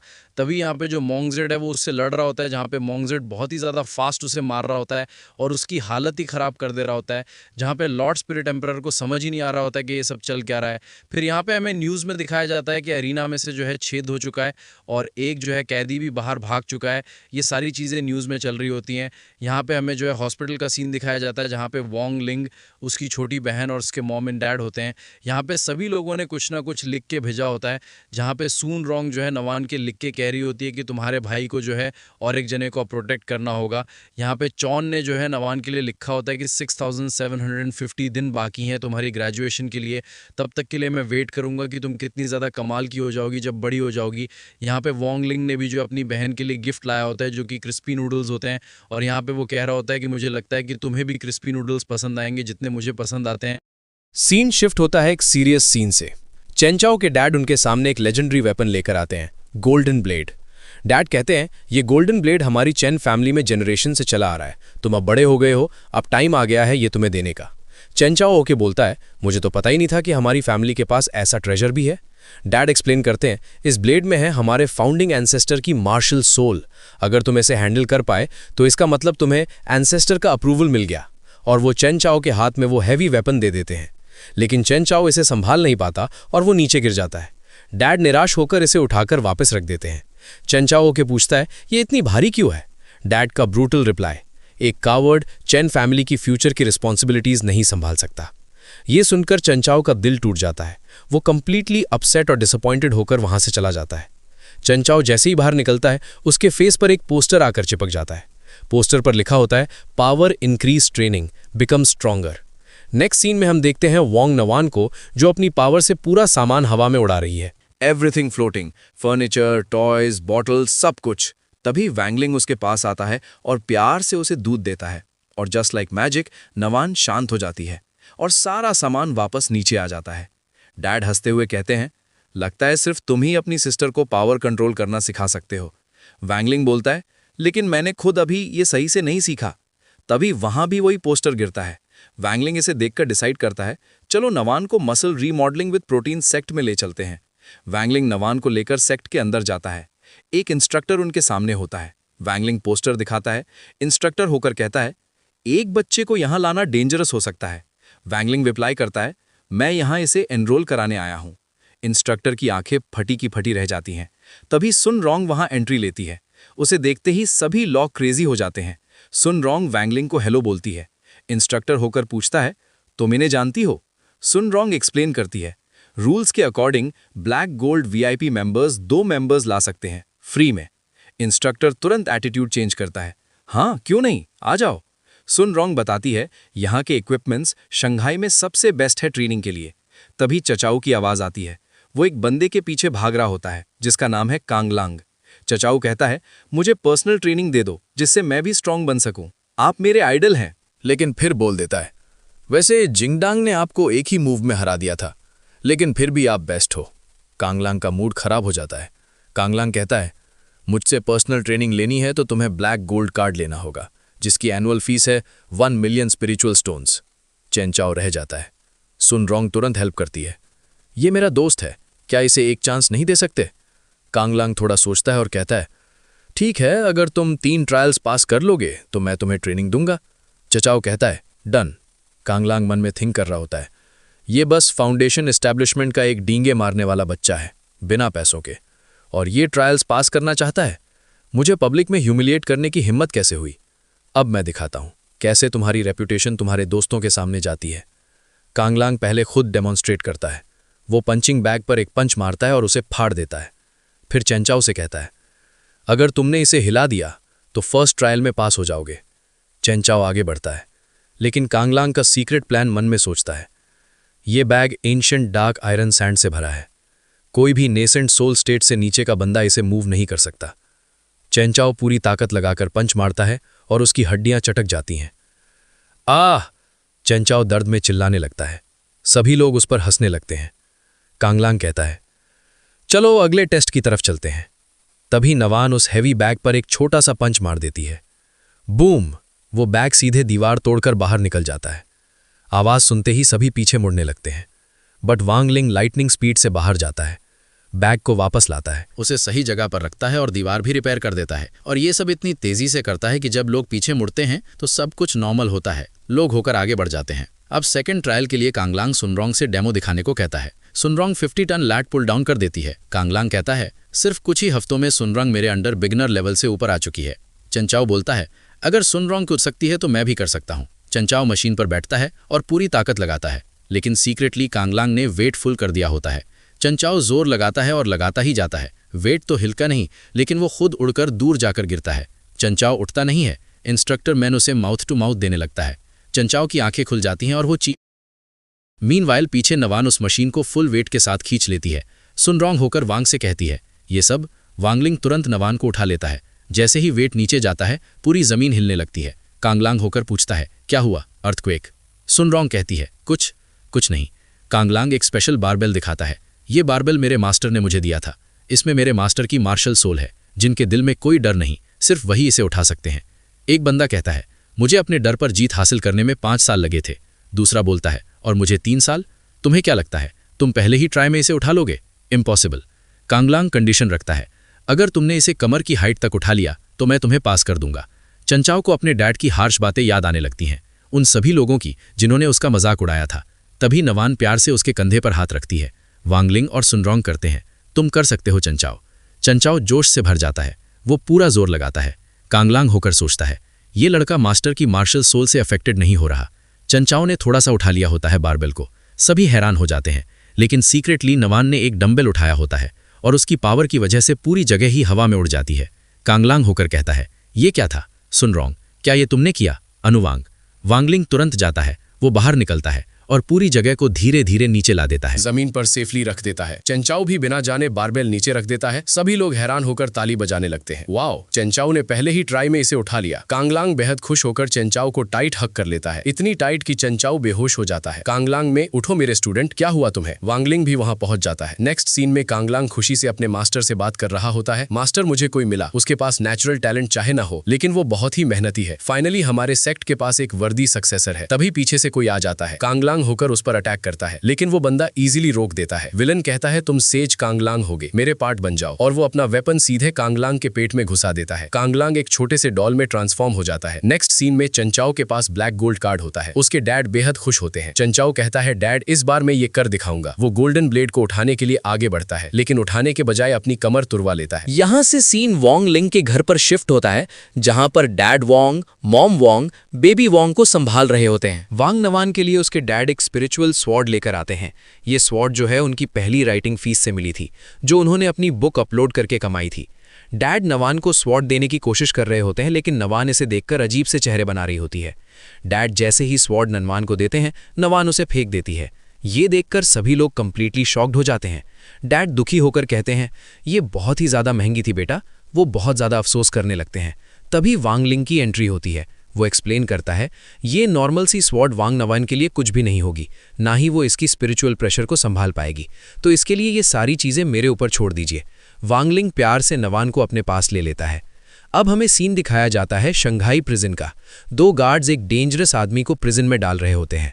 वो आदमी गुस्से में चिल्लाता है, मैं जब बाहर निकलूंगा ना तो मैं कुत्ते की मौत मारूंगा, सुन रहे हो तुम? गार्ड्स हंसते हुए मॉकिंगली कहते हैं, तुम्हें पता नहीं होगा तो मैं बता देता हूँ। शंघाई के फर्स्ट प्रिजनर की डिफेंस बहुत ज़्यादा स्ट्रॉन्ग कर दी गई है। अब यहाँ से कोई भी बाहर नहीं जा सकता। तभी अचानक पीछे से एक पोर्टल खुलता है और एंट्री होती है लॉर्ड बाईजी की। वो दोनों गार्ड्स को बहुत बुरी तरीके से मार देता है। वो प्रिजनर बोलता है, तुम्हें इतना समय क्यों लगा, कहाँ थे तुम?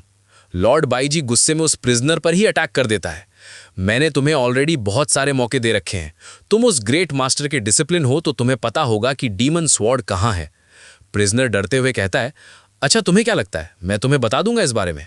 बाईजी कोल्डली रिप्लाई करता है, अगर तुम नहीं बताओगे तो तुम मेरे किसी काम के नहीं। और फिर लॉर्ड बाईजी उसे मार देता है। वो अपनी स्पेशल अम्ब्रेला से उस प्रिजनर का एक मिनिएचर बना लेता है, फिर उस मिनिएचर को थ्रो करके उसका एक क्लोन बना देता है। क्लोन से बाईजी पूछता है, चलो अब मुझे रास्ता बताओ। अब हमें वैंग का सीन दिखाया जाता है। वो एक फीमेल स्मिथ के पास आया होता है जो वैंग नवांग के लिए स्वॉर्ड बनाएगी। फीमेल स्मिथ सीरियसली एक्सप्लेन करती है, वैंग नवांग को इस स्वॉर्ड के साथ प्रैक्टिस करनी होगी और जब समय आएगा इसके अंदर स्पिरिचुअल सोल आ जाएगी। वैंग कंफ्यूज्ड होकर पूछता है, स्पिरिचुअल सोल आने में समय लगता है इतना? फीमेल स्मिथ, हाँ। फ्रॉगी थॉटफुली बोलता है, कहीं हमें उस सोल को पकड़कर लाना तो नहीं चाहिए? स्मिथ शॉक्ड होकर कहती है, ऐसा नहीं कर सकते। जो सोल होती है वो स्पिरिट सोल स्वॉर्ड वर्ल्ड से आती है और इसका दरवाजा हर 2000 साल के बाद खुलता है। ये सुनकर वैंग कहता है, हमें वहां जाना चाहिए, लेकिन फीमेल स्मिथ सीरियसली कहती है, नहीं, तुम वहां नहीं जा सकते। नेक्स्ट टाइम डोर खोलने के लिए अभी 1000 साल बाकी है। वांग कैमलिंग कहता है रुको, और वो अपने दोनों स्वॉर्ड्स को कंबाइन कर देता है। जेन के बे समन हो जाता है। फीमेल स्मिथ और फ्रॉगी दोनों शॉक्ड हो जाते हैं। जेन के बे रिस्पेक्टफुली पूछता है, मास्टर, जो भी आपका ऑर्डर हो। वांग सिंपली कहता है, मुझे वहां जाना है, और पोर्टल खुलना स्टार्ट हो जाता है। फीमेल स्मिथ हैरान होकर कहती है, ऐसा मैंने पहली बार देखा है कि कोई इतना directly spirit soul sword world में जा सकेगा। अब हमें लॉर्ड बाईजी का सीन दिखाया जाता है। वो already spirit soul sword world में पहुंच चुका होता है। बाईजी अपने साथ वाले प्रिजनर क्लोन से मॉकिंगली कहता है, लास्ट टाइम तुमने अपने मास्टर को यहीं मारा था ना, तुम बहुत ही अजीब हो। वो प्रिजनर आगे बढ़ता है और कुछ टेक्निक्स यूज करने लगता है और तभी एक विशाल डेमन स्वॉर्ड समन होने लगती है। ये देखकर बाईजी खुश होकर कहता है, ये मेरी ही है। बाईजी अपने पास जो मिनिएचर्स लोग थे उन्हें डेमन स्वॉर्ड की तरफ फेंक देता है। वो बड़े होकर डेमन स्वॉर्ड के पास पहुंच जाते हैं और उसे खाने लगते हैं। डेमन स्वॉर्ड उन्हें दूर हटा देती है। वो फिर से वापस आ जाते हैं और खाने लगते हैं। बाईजी कॉन्फिडेंटली कहता है, देखते हैं तुम कितनी देर तक अपने आप को बचा सकोगी डेमन स्वॉर्ड। बाईजी और भी मिनिएचर्स भेज देता है। डेमन स्वॉर्ड फिर से उन्हें दूर हटा देती है। प्रिजनर क्लोन कहता है, लॉर्ड, अब इसी समय आप ये कर सकते हो। बाईजी अपनी अम्ब्रेला का यूज करता है और डेमन स्वॉर्ड को श्रिंक कराकर यानी उसका मिनिएचर बनाकर ले लेता है। बाईजी विक्टोरियसली कहता है, ये हमेशा से मेरी ही थी। अब हमें वांग का सीन दिखाया जाता है। वो स्पिरिट सोल स्वॉर्ड वर्ल्ड में आ चुका है। वांग, फ्रॉगी और फीमेल स्मिथ आगे बढ़ रहे होते हैं। फीमेल स्मिथ कंसर्न होकर कहती है, लास्ट टाइम जब मैंने इसे देखा था यहाँ ढेर सारी छोटी छोटी स्पिरिट स्वॉर्ड्स थीं, लेकिन अब नहीं दिख रही। कुछ तो गड़बड़ है यहाँ। वो आगे बढ़ रहे होते हैं, तभी अचानक उनके ऊपर एक विशाल फायर बॉल आ रहा होता है। वांग आगे बढ़ता है डिफेंड करने के लिए, लेकिन जेन के बे उसे रोकता है। मुझे संभालने दीजिए मास्टर। वो जाकर उस फायर बॉल को पुश कर देता है। फायर बॉल वापस चला जाता है और उनके सामने एक विशाल ड्रैगन अपीयर होता है। वांग तुरंत जेन के बे का हाथ पकड़ता है, उसे गोल घुमाता है और ड्रैगन की तरफ फेंक देता है। जेन के बे ड्रैगन को इतनी जोर से हेडबट मारता है कि उसका एक हॉर्न नीचे टूट जाता है। फीमेल स्मिथ कंप्लीटली शॉक्ड हो जाती है। ये देखकर फ्रॉगी उससे पूछता है, तुम हैरान नहीं हो ये सब देखकर? फीमेल स्मिथ, ये तो अब डेली का हो चुका है मेरे लिए, मुझे कुछ खास फर्क नहीं पड़ता। वो हॉर्न नीचे पड़ा हुआ होता है और तभी छोटी छोटी स्पिरिट सोल्स बाहर निकलने लगती हैं। वो सब फीमेल स्मिथ के पास आ जाती हैं, बहुत ही क्यूट और एडोरेबल। अब हमें वांग के घर का सीन दिखाया जाता है। नानवान गार्डन में बैठी भी होती है, उसकी मॉम भी साथ में। नानवान एक बटरफ्लाई को शूट करने की कोशिश कर रही होती है, लेकिन वो एक ग्रास पर लग जाता है जो हिलने लगता है। वापस स्पिरिट सोल स्वॉर्ड वर्ल्ड में वो छोटी छोटी सोल्स उस बड़े ड्रैगन से डर रही होती हैं, इसीलिए वो छुपी हुई होती हैं। फीमेल स्मिथ बताती है, ये जो छोटी छोटी स्वॉर्ड्स की सोल्स है ना, ये एक प्लैनेट तक बना सकती हैं। ये बहुत ही ज्यादा पावरफुल हैं। वांग सोच रहा होता है, अब इनका क्या करें? वो इनमें से एक अपनी सिस्टर के लिए चूज करना चाहता था। तभी बादल गरजने लगते हैं और वो ड्रैगन फिर से आ जाता है। वांग तुरंत उन छोटी छोटी सोल्स को चार्ज अप करता है और उन्हें ड्रैगन की तरफ शूट कर देता है। हमें एक छोटी सी स्वॉर्ड सोल दिखाई जाती है जो अपने को स्ट्रेच करके ड्रैगन पर शूट कर देती है। ड्रैगन की बहुत बुरी हालत हो जाती है। फीमेल स्मिथ एकदम शॉक्ड रह जाती है। ड्रैगन नीचे गिर जाता है। वांग के घर में नानवान उसी ग्रास के साथ खेल रही होती है। तभी अचानक लॉर्ड बैजी की एंट्री होती है। वो कहता है, ये सारी चीजें मैंने क्यों की, तुम्हें पता भी है?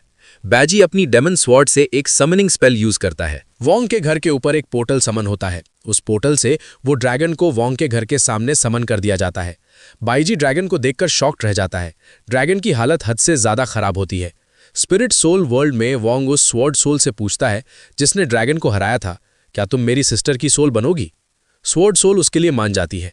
फ्रॉगी कंसर्न होकर पूछता है, क्या ये उन्हें बचा पाएगी? तभी स्वॉर्ड सोल फ्रॉगी को पंच मार देती है। वॉन्गलिंग उससे अपना नाम बताने के लिए कहता है। जैसे ही वो बताने वाली होती है, कोई उसे समन करने की कोशिश कर रहा होता है। लॉर्ड बाईजी शॉक्ड होकर कहता है, मैंने एक्सपेक्ट नहीं किया था कि ऐसा कुछ देखने को मिलेगा, लेकिन कोई बात नहीं। वो ड्रैगन को ऑर्डर देता है, इस घर को उड़ा दो। ड्रैगन अपना एनर्जी बॉल रेडी करने लगता है। वॉन्ग नून उस ग्रास से एक एनर्जी बीम फेंकती है सीधे उस पोर्टल में जिससे ड्रैगन आया था, और तभी उस पोर्टल से वही स्वॉर्ड सोल बाहर निकलती है। वो एक छोटे लड़के का रूप ले लेती है।